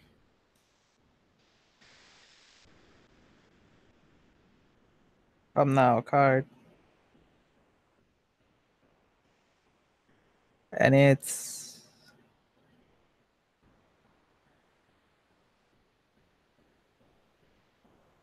another ace. Drawing all the aces. Let's see.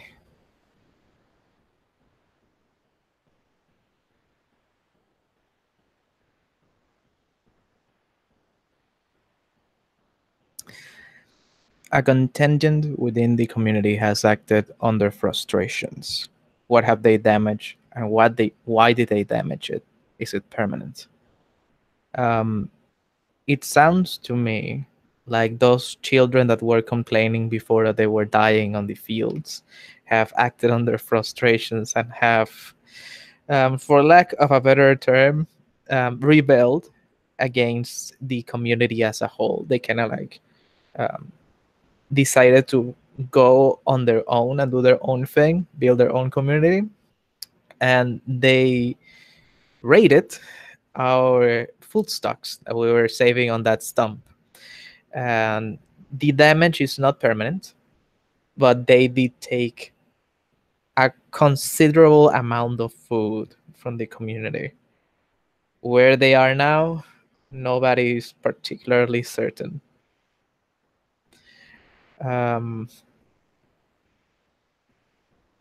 As for my action, I think I would like to start a project, and you'll be sending an envoy to the community of the Great Tree on the other side of the river for them to join us in our celebration. So they may perhaps ally themselves with us in the future, like bridge the gap between our clans. And I kind of see it as sending our fastest envoys, because the celebration is about to happen. So maybe a week, so it can happen in time for like match the celebration. It doesn't make much sense to send them and they arrive once the celebration is done. So if that's all right for everybody, I would like to set the project to 1 week. I was thinking maybe 2 weeks, like 1 week to get there and 1 week to get back. Like maybe we plan it in the future. That could be, yeah. But then they will arrive after the celebration has taken place. Yeah. Unless Or it could be we send them there and it's a 1 week project, and if they don't come to our celebration, we're kind of insulted. Yeah, that could be it. Yeah, sure. Make haste, brave riders of whatever. I don't know what we ride. Let's see, what can I add for this?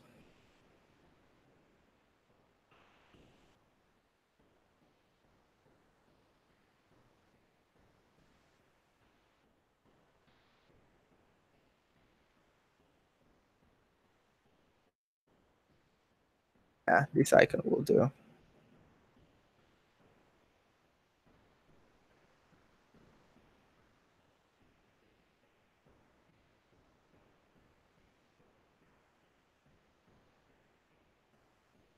There you are.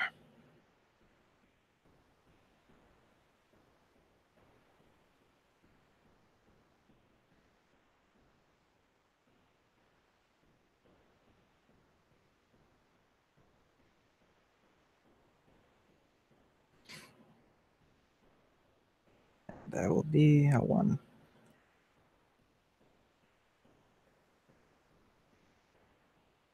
And that's my turn.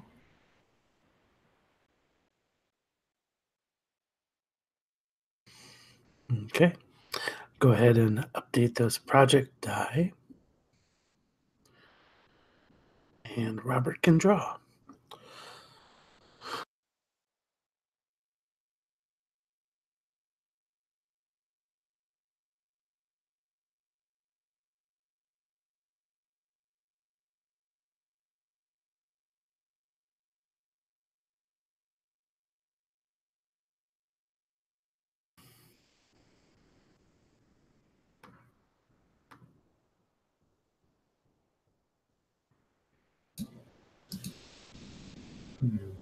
Seven.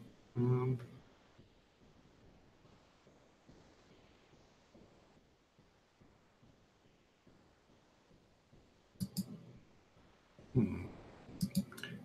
think I'm going to choose introduce a mystery at the edge of the map.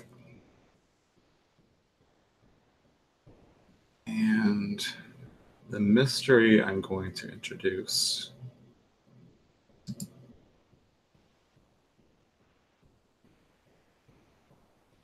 actually, since the flood happened sort of near the edge of the map, I think the flood brought in some other creatures that we maybe didn't expect. And so there's an area to the edge of the map where we've sent scouts and they don't come back.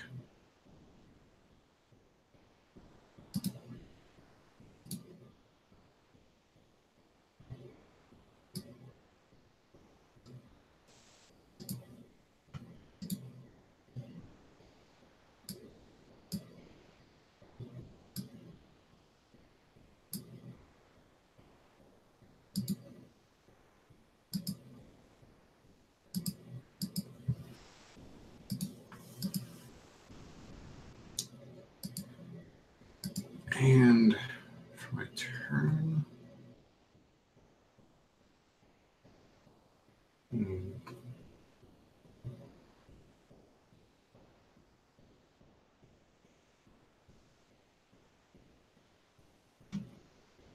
want to discover something new.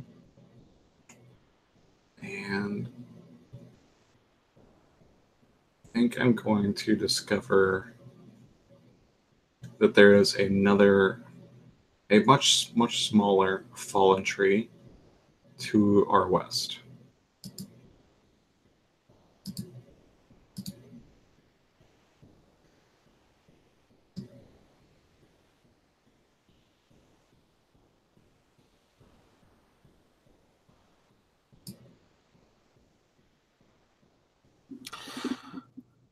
So we have a number of projects completing. I want to start with the longest running first. So this will be our scouts returning from crossing that branch. So who started that project? That was mine. How does that come to fruition? So I think they make it across. I think they make contact with the other tribe, I guess we could call them, at the other tree. And some of them like intend to just stay there. They're like, no, this is way better than where we left from. And a couple of them were like, no, we have to go back. But they can't really find a way back. So they tell the other tribe about us. So they know there's somebody across the creek. Um, Beyond that, I think it's just how are we going to get to them? Do they want to get to us? Do we want to get to them? I don't know.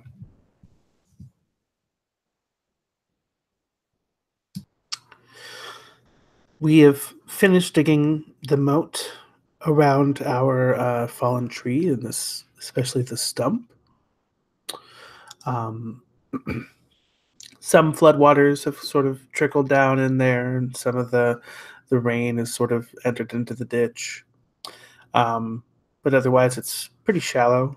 We're pretty sure it's going to work quite well for us going forward, which is good because our people bringing back the rations that they have been foraging for should be here soon. Which I will hand it off to you, Eduardo, to talk about that.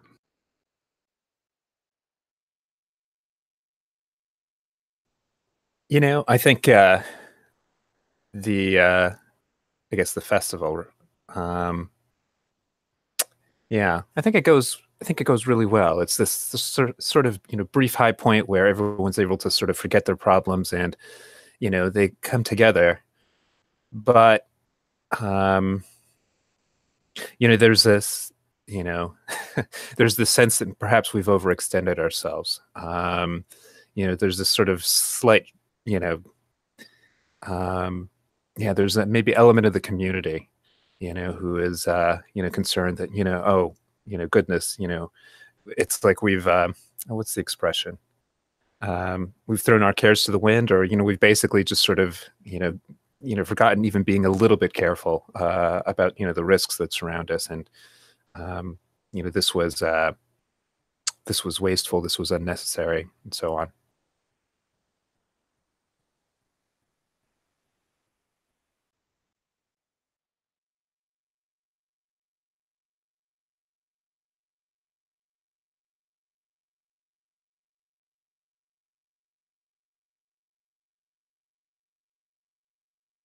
And what of our envoy to the standing tree?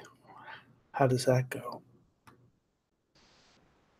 I think that they do come back while the celebration is ongoing. They arrive kind of late to the party, and when they do, is probably with the scouts that did want to come back. We lost some of them. Some of them wanted to stay, but we do receive a couple emissaries from the other clan. There are not many, and they look at us with distrust. They do bring food of their own.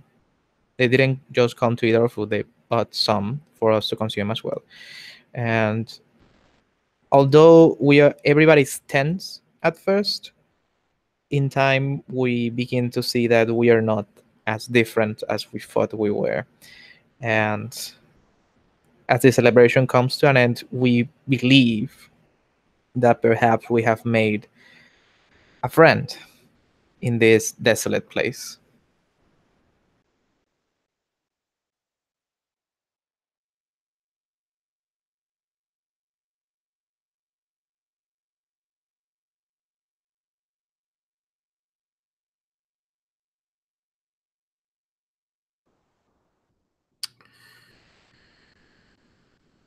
I shall draw now.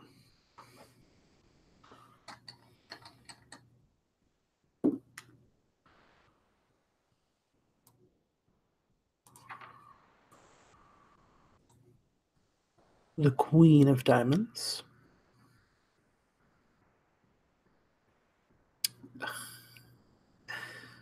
A project finishes early, which one, why? But if there are no projects underway, which we have just wrapped them all up, boredom leads to quarrel. A fight breaks out between two people. What is it about?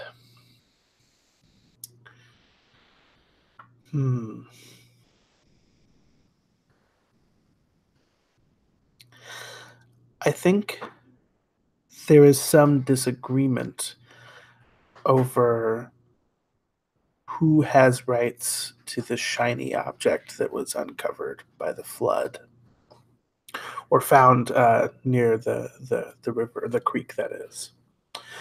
And I think that there's the Badger patriarch, his family, which we'll go ahead and call them the Moss family.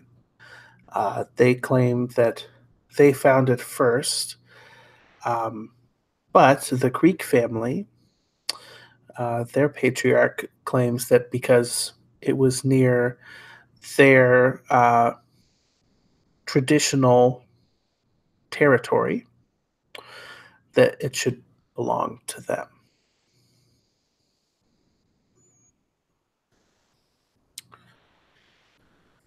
And I think that a discussion should happen here.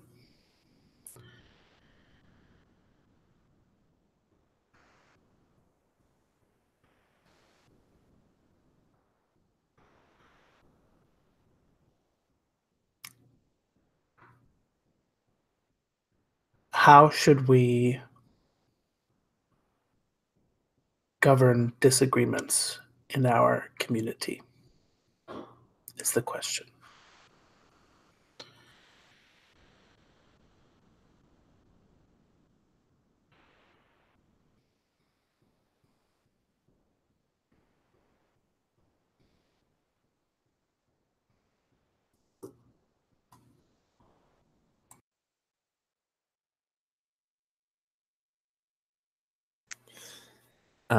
Should I begin? Whenever you're ready. Oh, gosh. I'm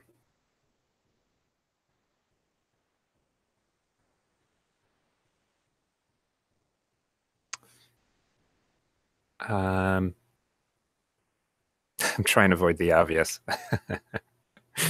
So I don't think we've declared that there is that there are, for example, any owls yet. I mean, knowing that they have sort of this predator relationship with some of the, I guess maybe that would be, that might be problematic.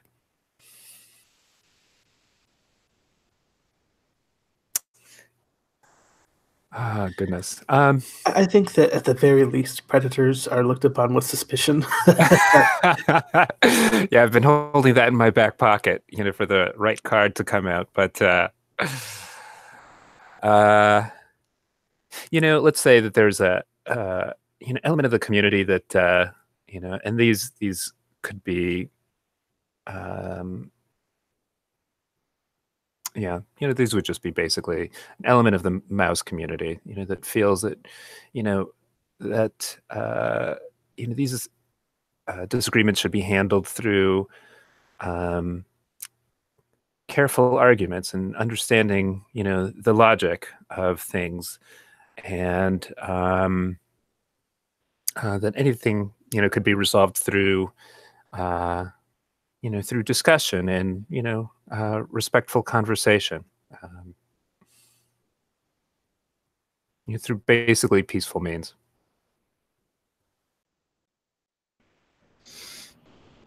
To build up on that, I think that there is the element of the scouts, which are probably the ones that came across this first, and they believe that whatever is found should be divided equally between both families. So they're basically going for like middle point, just give everybody their share and leave that be.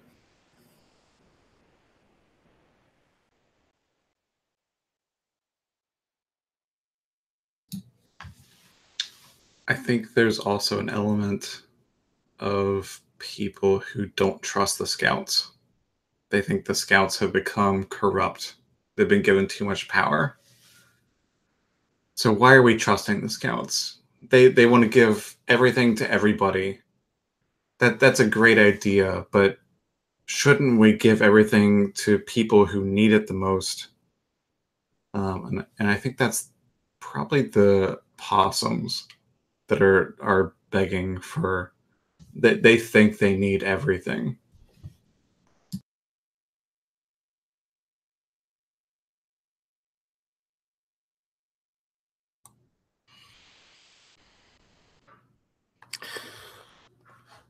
And again, Colonel, I think, is going to shoulder up to this discussion table.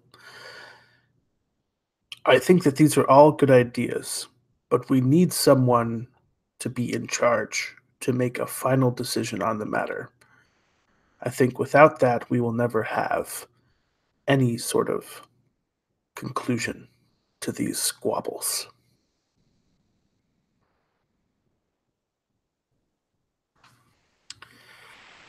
Your turn, Eduardo.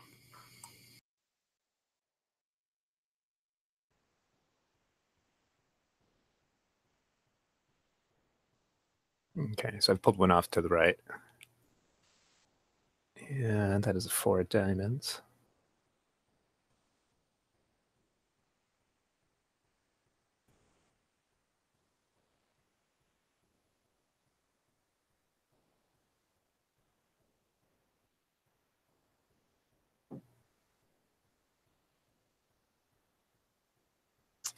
Okay, well this this feels good. So the eldest among you is very sick, and caring for them and searching for a cure requires the help of the entire community. So do not reduce project dice this week. It's unfortunate we don't have any project dice, but I think this is such a nice story element that I couldn't help introduce it. So we introduced Grandmother Mole a while back, and I'm going to take this opportunity to bring her back into the story. And she is this sort of, she is the oldest, among the many matriarchs, in the community. And she is ill.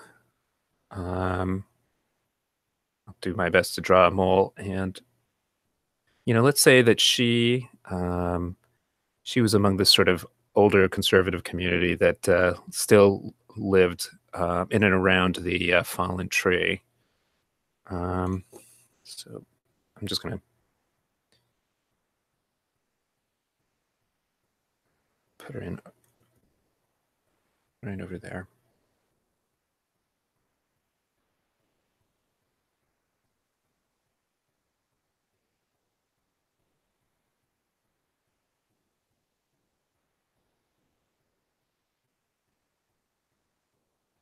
Yeah, I apologize. I'm having some problems with my tool or with my access to that map.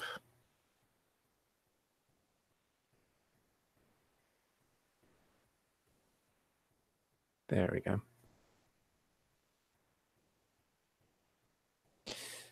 Doing my best to draw a mole, but I think hopefully we will remember.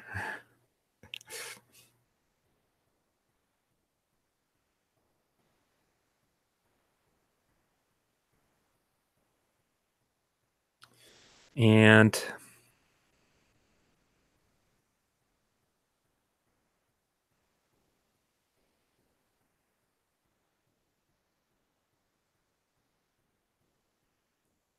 discover something new, hold a discussion, or start a project. I'm going to hold another discussion. So related to grandmother mole being sick.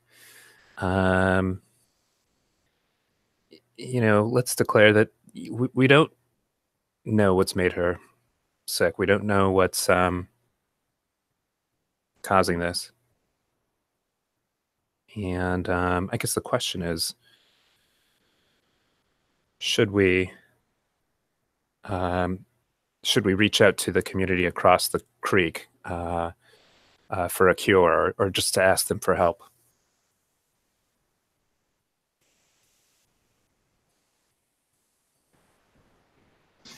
And I think that's me. The Moss family and their elder. The elder is a friend of Grandmother Mole. They want to reach out. They want to help her by any means necessary.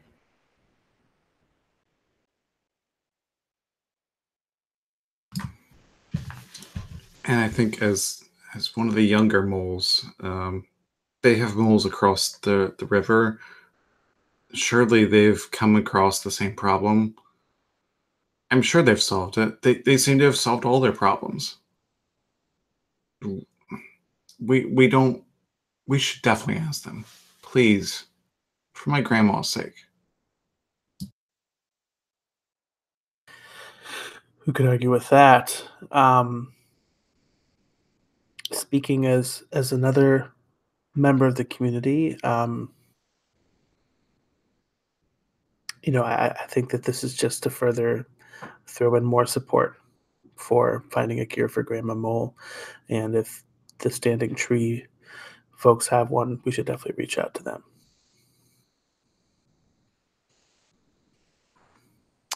Yeah, I channeling the Weasel family, they they feel very confident that they can negotiate or barter for something to help help Grandmother Mole out.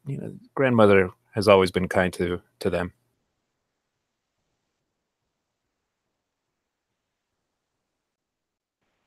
And I think that's my go then.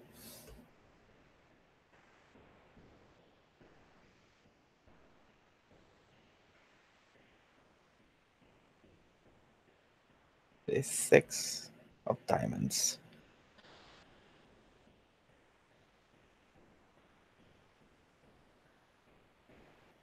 Okay. Outsiders arrive in the area. How many and how are they greeted?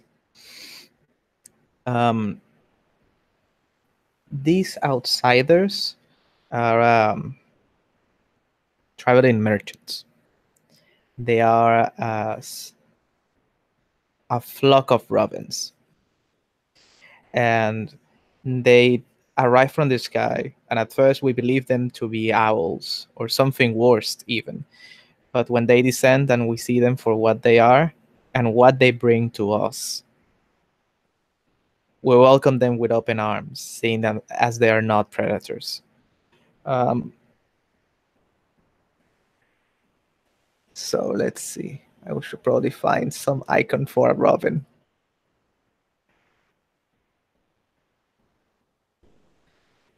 And as for my action, I think that there should be a project, and that project should be the choice of a chief or a ruler of sorts. And this will probably involve everybody in our clan coming together and choosing as an assembly somebody to lead them. They are not absolute, but they are the deciding vote, the last voice, and the one that should make the decision for the community should something arise, like it happened with the families fighting. Since it's probably going to be a long process to choose somebody, I think it should be either a 4 or 5 project. What do you guys think? I would lean toward 5. Yeah, I would agree. Yeah, definitely a 5. So I'm gonna add my icons. Just a moment.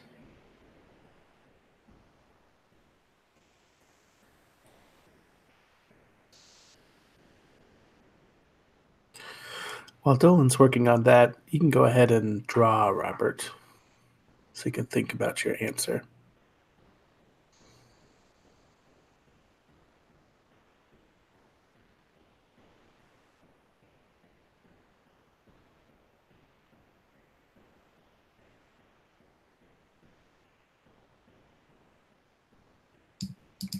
Okay, so I got the 9.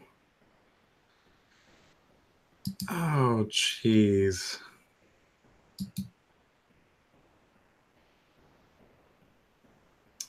Well, a project fails. Which one? Why? I mean, I'm just gonna throw the project that just got put out there.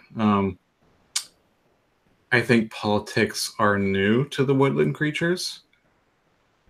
A lot of them don't particularly take well to it. And I think the people who were trying to be the leaders campaigned a little bit too hard. And so they kind of turned everybody off of the idea of having a leader. And everybody just sort of thought, like, oh, maybe we actually should just be self-governed.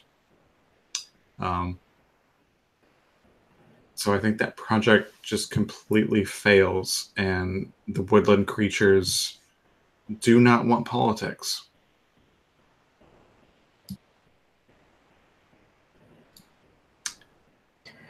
I was just adding the icon for it, and I turned it around, so now it's a reverse crown on heart, same as it failed. Perfect. And then as a move, I'm going to say that we're going to try to build a bridge. Like, make that whole branch into a full bridge. So that we can get across to the other side, they can get across to us. Everything will be all good.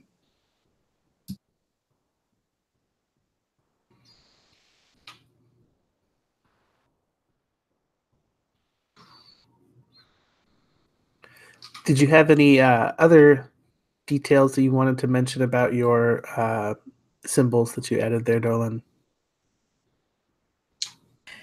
Yeah, the upside down crown and heart is because we cannot choose somebody from our clan to be a leader. The red bird that I added there is for the rowing clan of robin merchants. They kind of move around, sell stuff that they find. They probably have like small bags they attach to themselves somehow. I love it. And you were thinking 2 weeks for your bridge? Yeah. So do you guys think 2 weeks for a bridge? I mean, because the branch is mostly already fallen over, so Mm-hmm. Makes sense to me. Okay.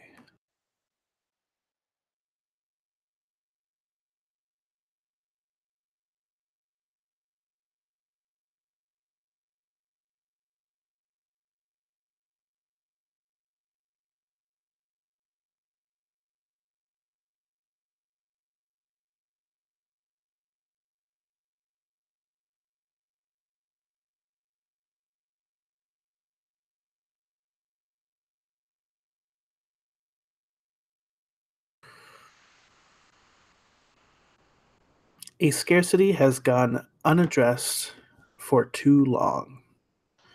Start a project that will alleviate that scarcity. So our current scarcity is in shelter, and we have put together some huts that function for us just fine. But when it rains, it's leaky. When there's flooding, we have our ditch. But when the wind comes, it sort of rattles our bones. So I think we need to create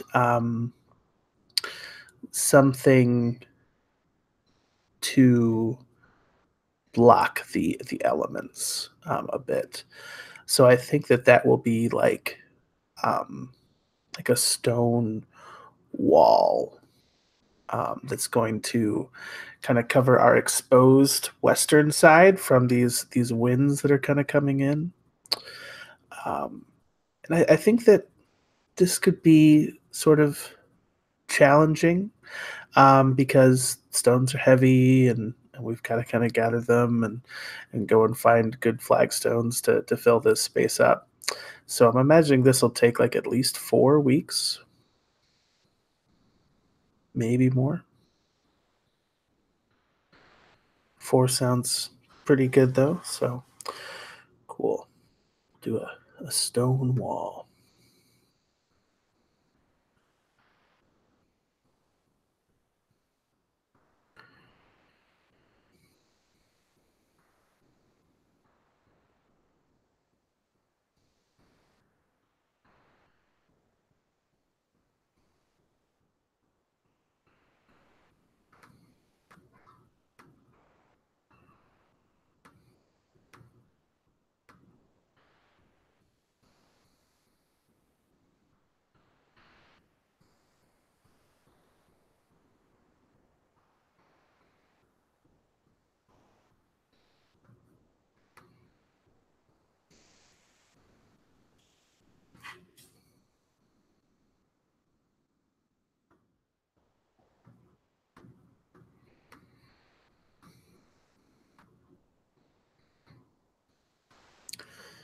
Okay. So I think I'm also going to introduce another project after I take the bridge down. Um, there's been a lot of talk about um, how the standing tree, it seems the grass is always greener over there. They seem to be really content. We've had these young kids who sort of rebelled and broken off. We had these robins come by, and I think that we want our community, or whoever's spearheading this project wants the community to be something enticing to other people. We want people to come uh, search for us, to find out what's so great about this secret place. And so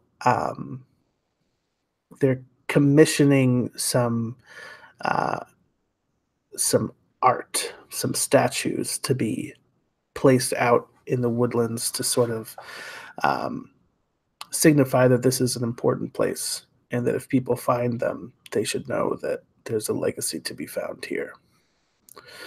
But they still want to keep things secret, so they're not exactly putting out a bunch of torches or anything like that. But this is a place of significance, is what they want to express. So finding an artist to chisel these large statues while other people are also trying to build a stone wall is probably difficult. Um, so maybe put this at like 5 for these Easter Island heads out in this forest.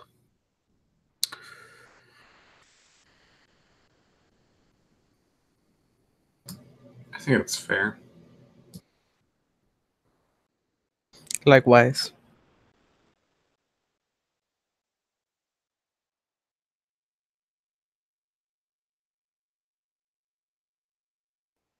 Because it'll also be hard to get the paint.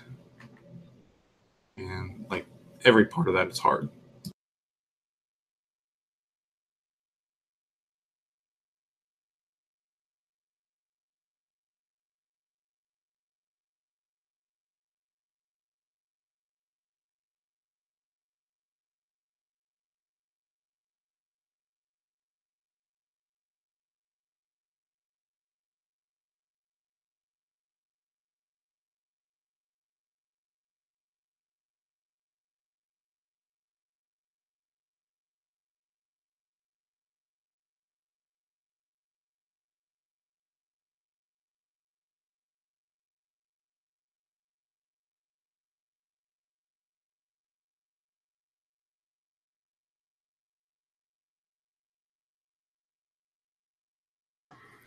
So I want to talk about time.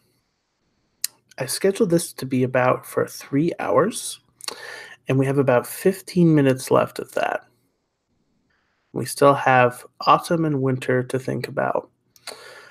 So I'd like to kind of gauge how everyone's feeling and talk about a couple ways we could go from here. We could try to wrap things up by jumping straight to winter. We could leave things ambiguous from here and just do a little bit of debrief. We could do sort of a final go around of interesting things you'd like to add to the map. But we can kind of discuss that. So, Eduardo, kind of tell me how you're feeling and what would be a satisfying conclusion to this session for you.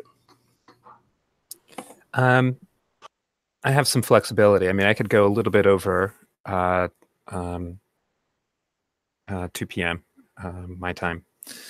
But at the same time, I guess I was also thinking, if this is going to be the basis of sort of your next session and that sort of stopping here also kind of works because it allows the story to sort of evolve at that detailed level without just hitting that hard stop of the frost coming. Can you speak a little bit to that? I mean, how did you imagine that second session building off of this? Because that might influence strong feeling one way or the other. Sure. So next session is going to be Companion's Tale, which is also a map making kind of game.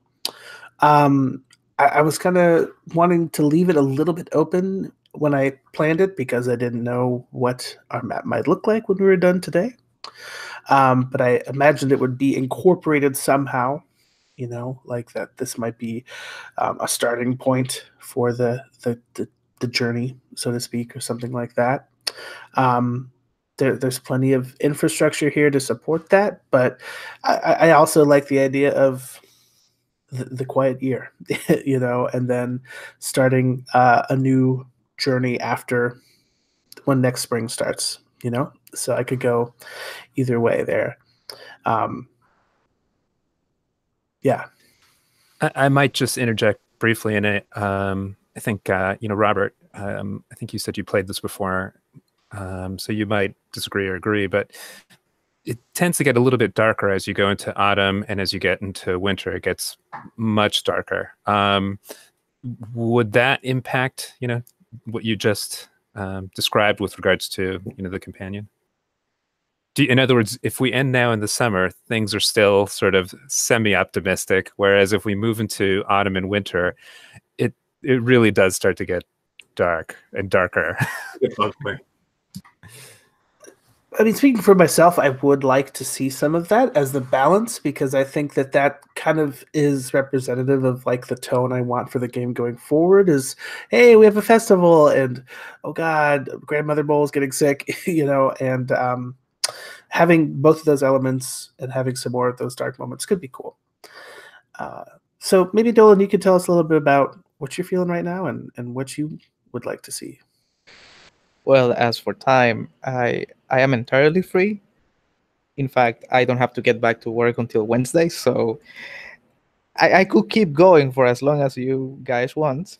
In regards to how we should end it, if we finish it here, I'm fine with just adding like a couple more details, like bring some, like at least another turn, so we can introduce some of the darker things that happen in autumn, and leave it there. So it's an open-ended scenario. You wanna call it close now. Robert, any thoughts to add to that? I mean, I was thinking we could fast forward to autumn or winter, even if you really wanted to, and just everybody sort of provide a fast forward monologue of hey, here's what I think this group of the community did. So here's what I would like to propose, since we have a little bit of flexibility on time. Let's double up on these weeks. So basically, we're only going to draw 4 cards, and each card will represent 2 weeks on the project. counters. And that'll help us get through autumn pretty quickly. And then winter, it won't be too long until we draw that King of Spades. Does that work out? Cool. Okay. With that in mind, Eduardo, why don't you go ahead and draw a card for autumn? Okay. I've pulled one off to the left. And that is the 5 of clubs. And oops.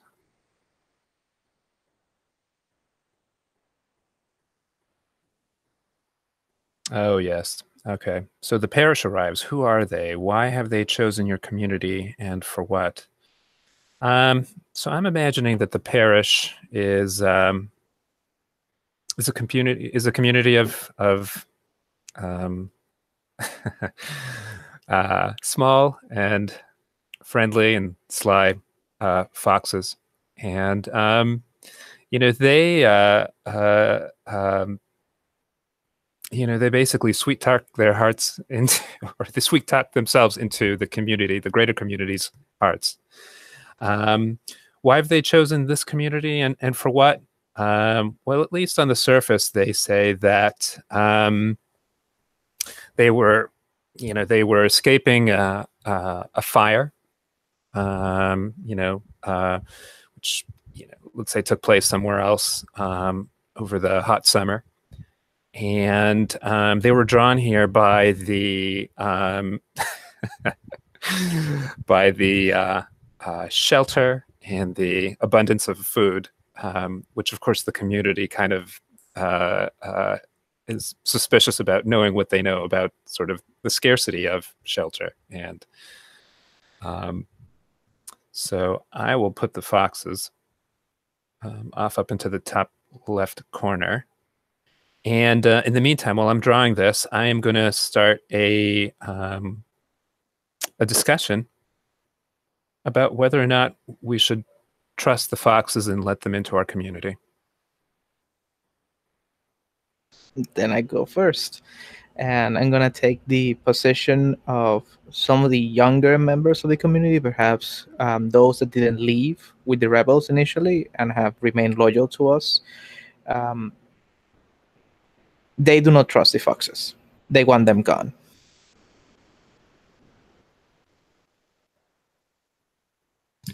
I'm going to take the side of some of the older members of the community. And they trust the foxes, though it's I don't know, it's a weird trust. But they trust them as far as keeping our natural predators off our back. So the foxes will become a barrier between us and the wolves. The artistic faction sees this as just more evidence that we really are a really interesting and desirable community. And so we should welcome them and any more travelers to really make this place special. I'm going to represent the hair community. They just think everybody else is just absurdly nuts, even considering this possibility. And it's just they can't believe it. They've even begun to consider the possibility of leaving.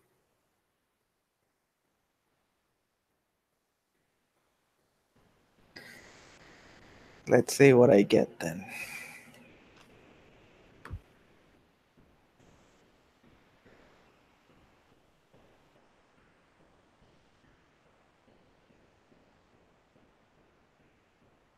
Before you move on there, well, I'll go ahead and reveal the card so you can think about Okay. Thank you. question. I don't know why the card is taking so long to reveal itself. There it goes. I had to refresh, sorry. Robert, can you tell us about how this bridge works out? Oh, so yeah, they build the bridge, and I think the crazy thing with the bridge is it's super successful. Like, people are coming and going. It kind of bridges the gap between our two communities and makes it way easier for us to communicate to each other. And while we don't really follow the same things as the across the bridge people, you know, we're all animals. It's okay. And we all live together. Now,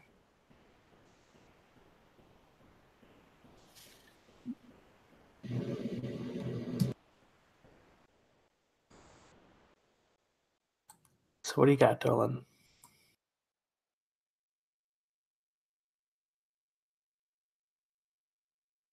I think you're muted. Sorry about that. Yeah, I got 3 of clubs, which is that someone issues a dire warning and the community leaps into action to avoid disaster. What is that warning? And I start a contentious project that relates to it. The rabbits leap into action. This is not something that they can tolerate. And their warning comes when one of their own gets hurt. They blame the foxes for this. And the community, they don't really wait to see if this is true or not, that the foxes did this, but they rally. The scouts attack the foxes. And I want to start a project of running the foxes away from our home.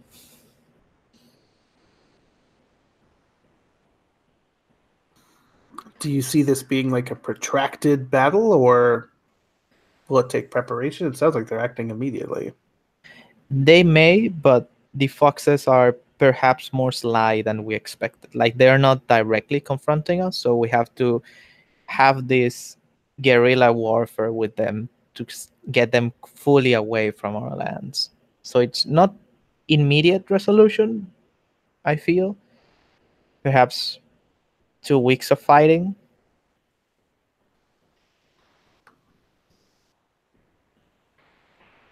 And after that, I'm gonna open a discussion,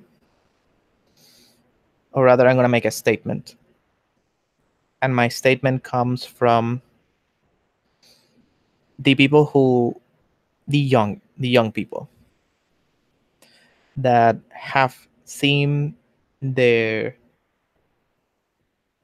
saw people that they trusted betray them and take their food, which they considered to have been a great crime. We had waited long enough to punish them. We must act now and find them. That is my statement.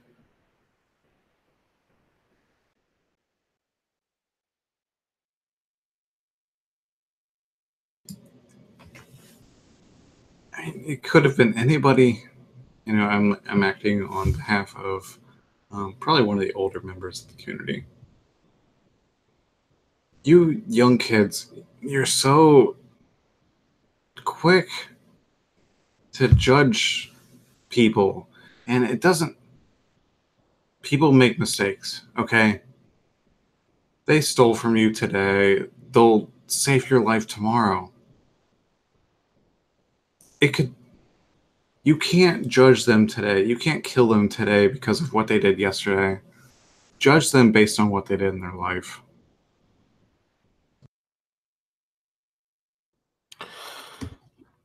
They'll run out of food eventually. They'll realize the error of their ways, and they'll come home.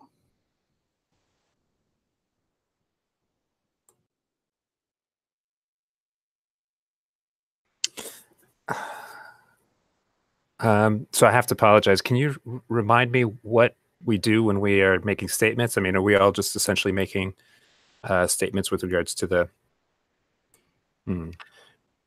Just a short 1 or 2 sentences about how you think one current of thought in the community may feel about that statement from the young people. We must find those rebel kids.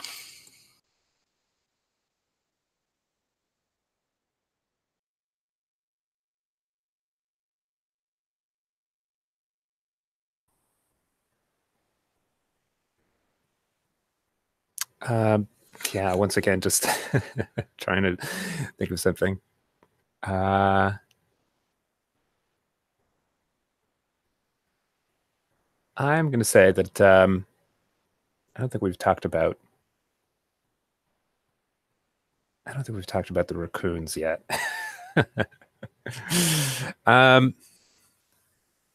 Yeah, I think the raccoons are going to say, they're fine on their own. Everyone needs to watch out for themselves.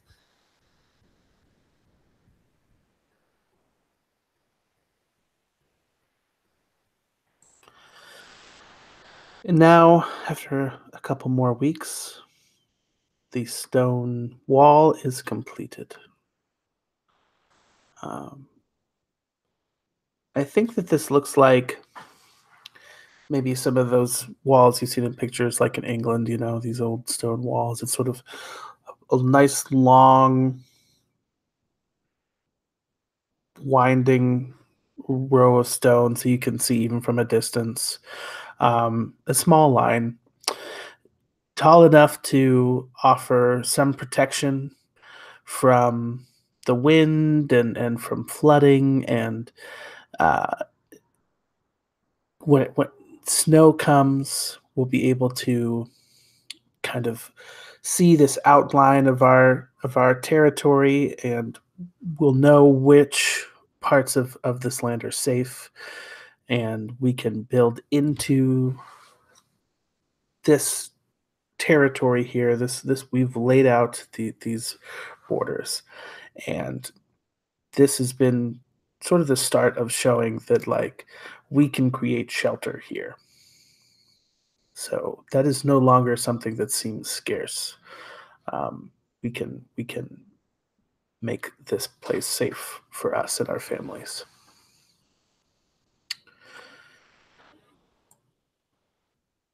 And I think it's Robert's turn.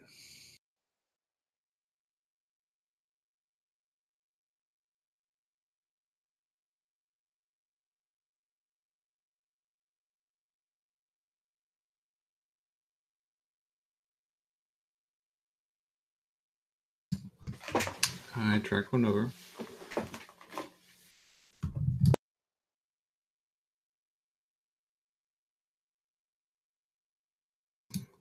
So I got Jack. Well, a project finishes early. Which one? Why? There's only... yeah, it's 2 projects.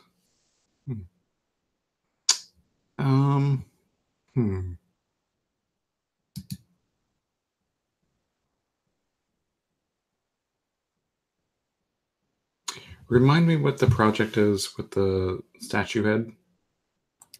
So those are some of the signposts, statues, and art pieces that have been being worked on in the landscape surrounding the community to sort of spotlight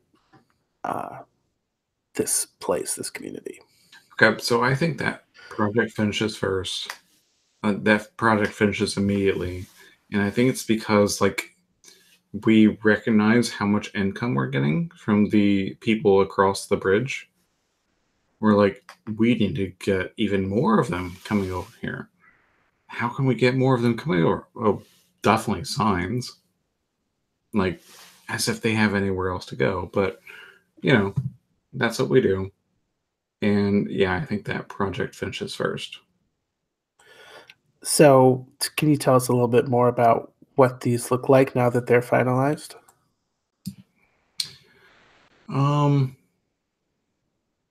Well, I think because we have an abundance of insects, we actually somehow managed to get enough insects that we can use, like, lightning bugs, if you're familiar with them, to light up the signs and be like, hey, come over here.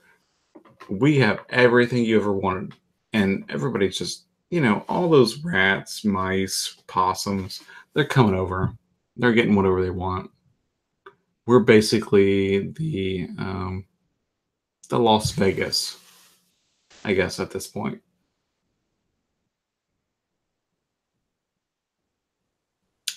And as an action, I'm going to discover something new. And I'm going to discover a...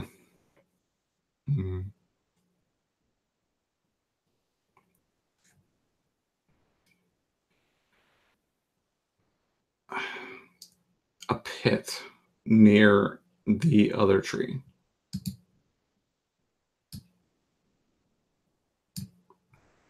So it's a pit that just goes infinitely down. That's all we really know about it.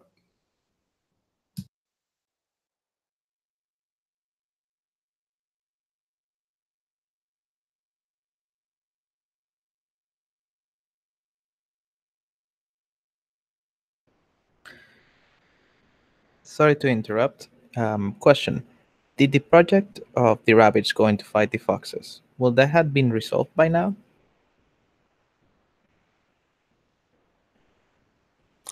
That will resolve now. So, Oh, okay. what does that look like? I think that it was mostly the rabbits that left to fight the foxes, and they do come back in lesser numbers. Most of the elderly rabbits have fallen to the fangs of the foxes, and those that return are mostly young, but hardened by their experience in this war. And they look at the rest of the clan that almost allowed them to come in with great disdain and at times hatred.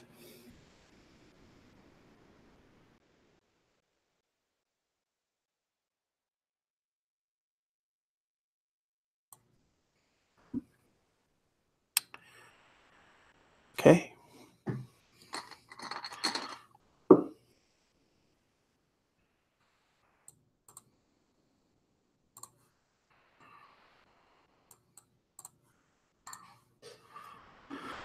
Seven of clubs.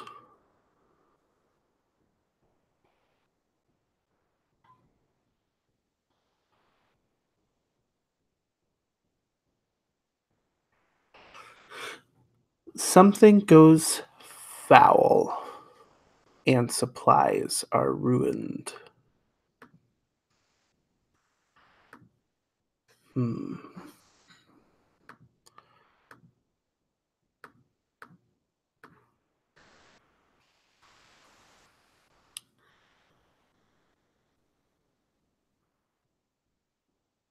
Let's see.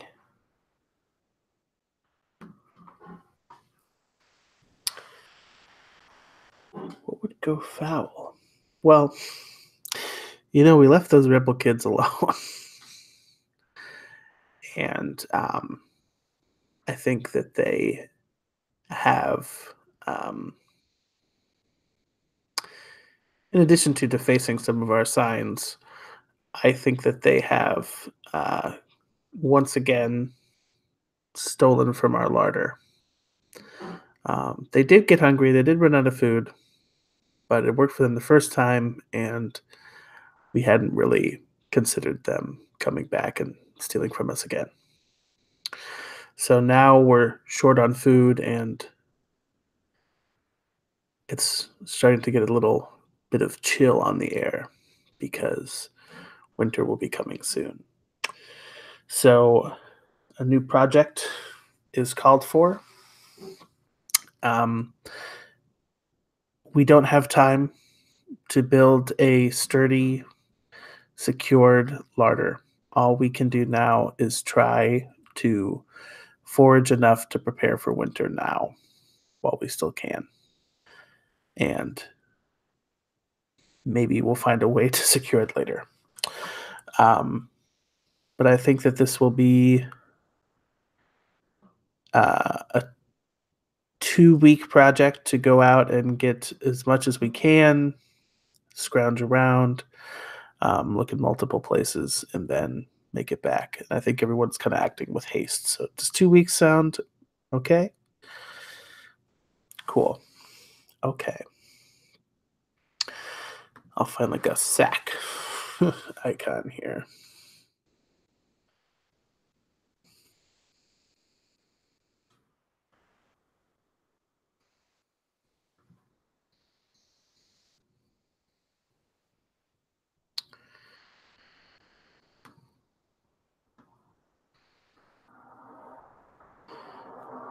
And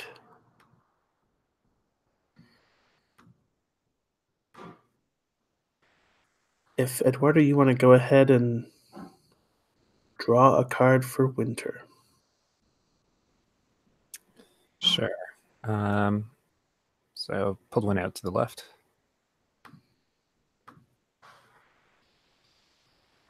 Okay.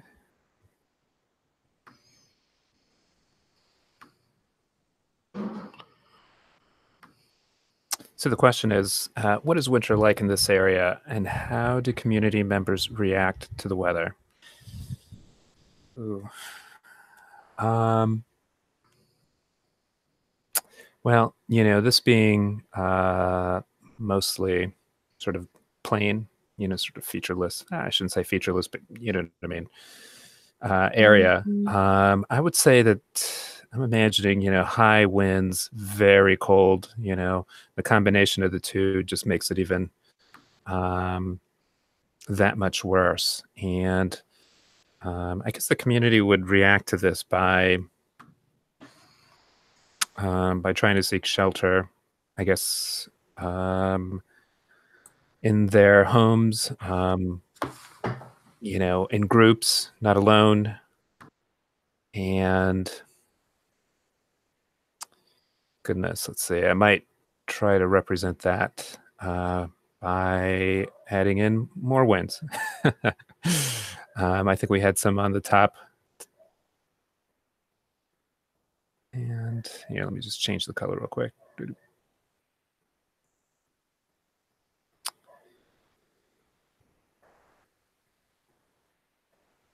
And in the meantime, I can go ahead and start a discussion by just asking the question, I guess.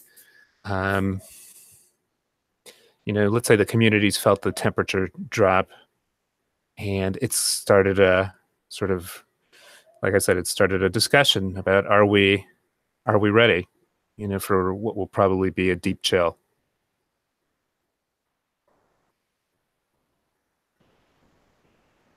I want to take the rabbit community, the now youngly led rabbits, and they are of the belief that they survive the foxes. They are strong enough to last the winter. Whenever the others will, they are not certain.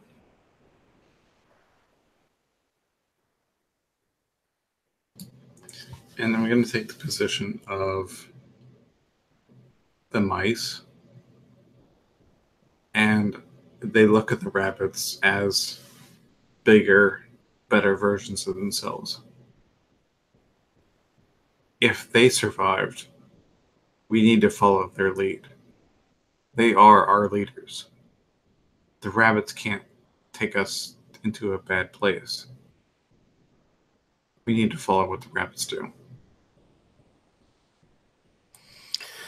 Grandmother Mole, she thinks this might be her last winter.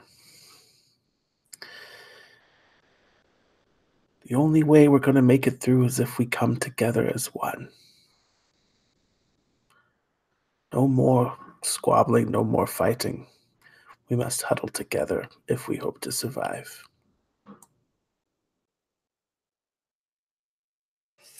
So I'm gonna once again channel the raccoons, and it's the young contingent of the raccoons, and they're basically engaging in some saber rattling. We're not gonna make it. The only way that we're gonna get through the winter is if we attack that other community and steal their food and take their homes.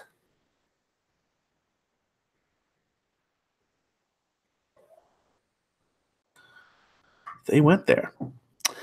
I think for winter, we should stick with back to our single weeks, just because we never know when it'll end. So we'll mark down 1 on that project die, and then you can go ahead, Dolan, when you're ready. Okay, which deck am I trying from? The winter deck? Yes. Oh, joy. Reveal thyself.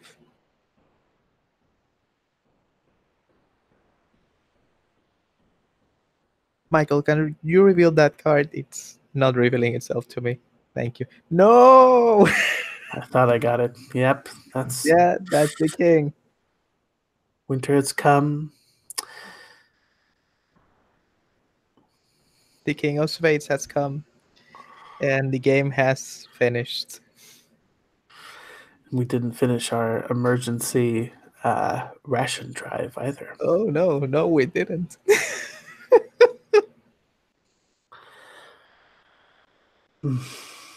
Okay.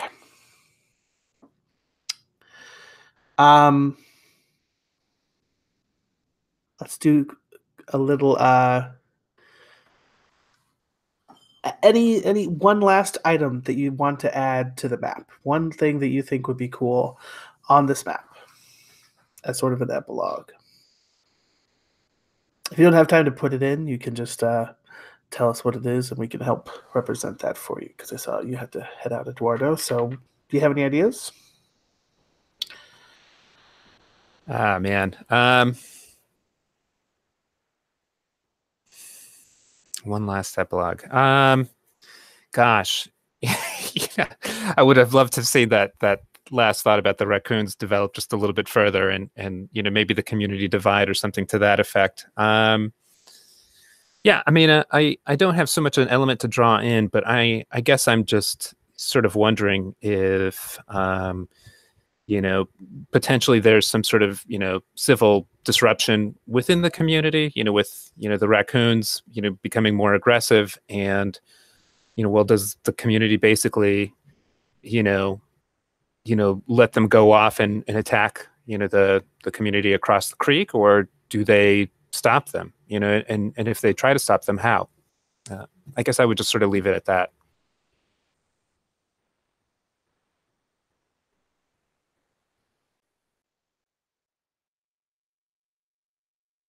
One thing I wanted to touch on, I know at the beginning, Dolan, you kind of put forth this idea of families being kind of grouped up by birthday instead of by species, as sort of like a grouping there, and we kind of lost that thread. Which do you like more? So it's pretty easy shorthand to say here's the young raccoons and the young hares, but it's also, I like this sort of commune situation too. What do you think? I think there's value in having both. Like, even if there is like a circle of diverse woodland creatures that are considered a family, there's still like that connection to people that feel and look like you. So these may be like a thing that the community is facing. So the family dynamic is, as things have gotten worse, has like started to erode, because when we began and things were nice, that family unit was there. When things began to go bad is when we start referring to groups as racially divided. So it's more like when things went bad, that's when people started to relate to the ones that look like each other. That's when the family unit cracked. Very well. Is there anything else you wanted to add to the map there? I imagined, and this was like a possible project I wanted to start, had I not drawn that card, that the rabbits take they take a move to grab control, aided by the mice. Like a rabbit queen names themselves as queen for this land to take control of the situation.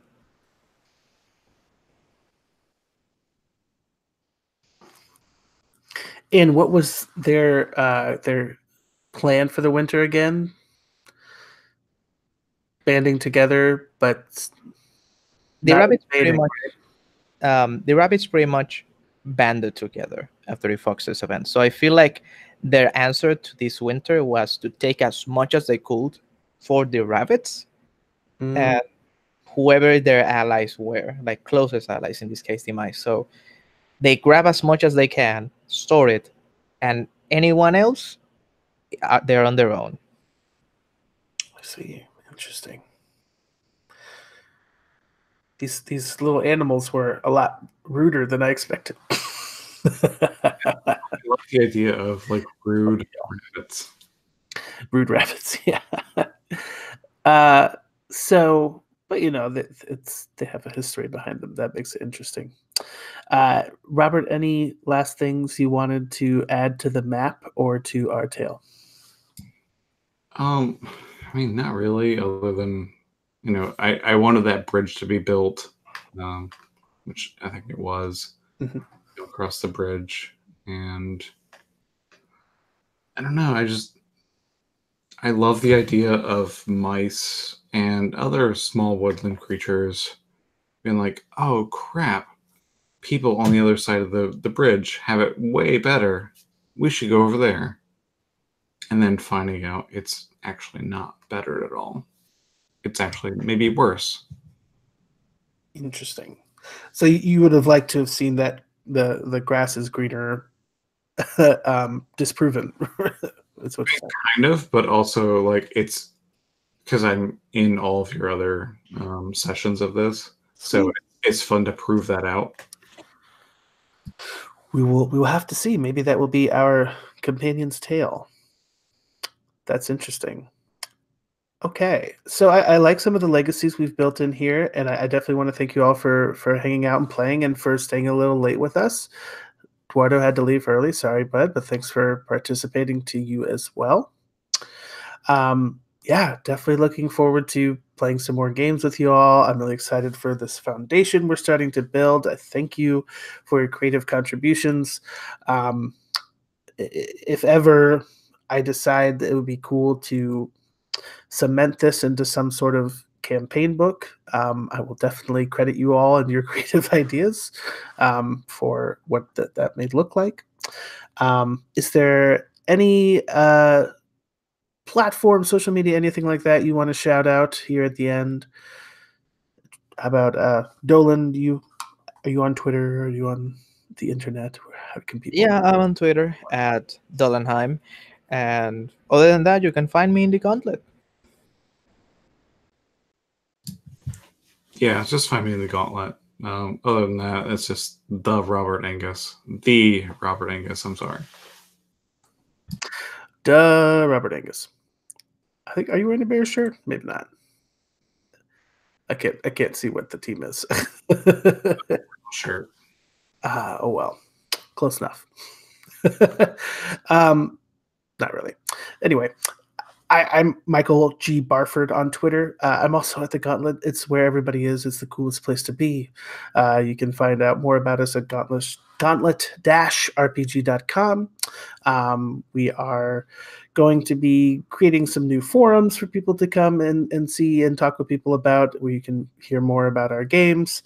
You can check out our blog there. Hopefully some of these session reports will be posted up there soon. Talk about some of the highlights of this session.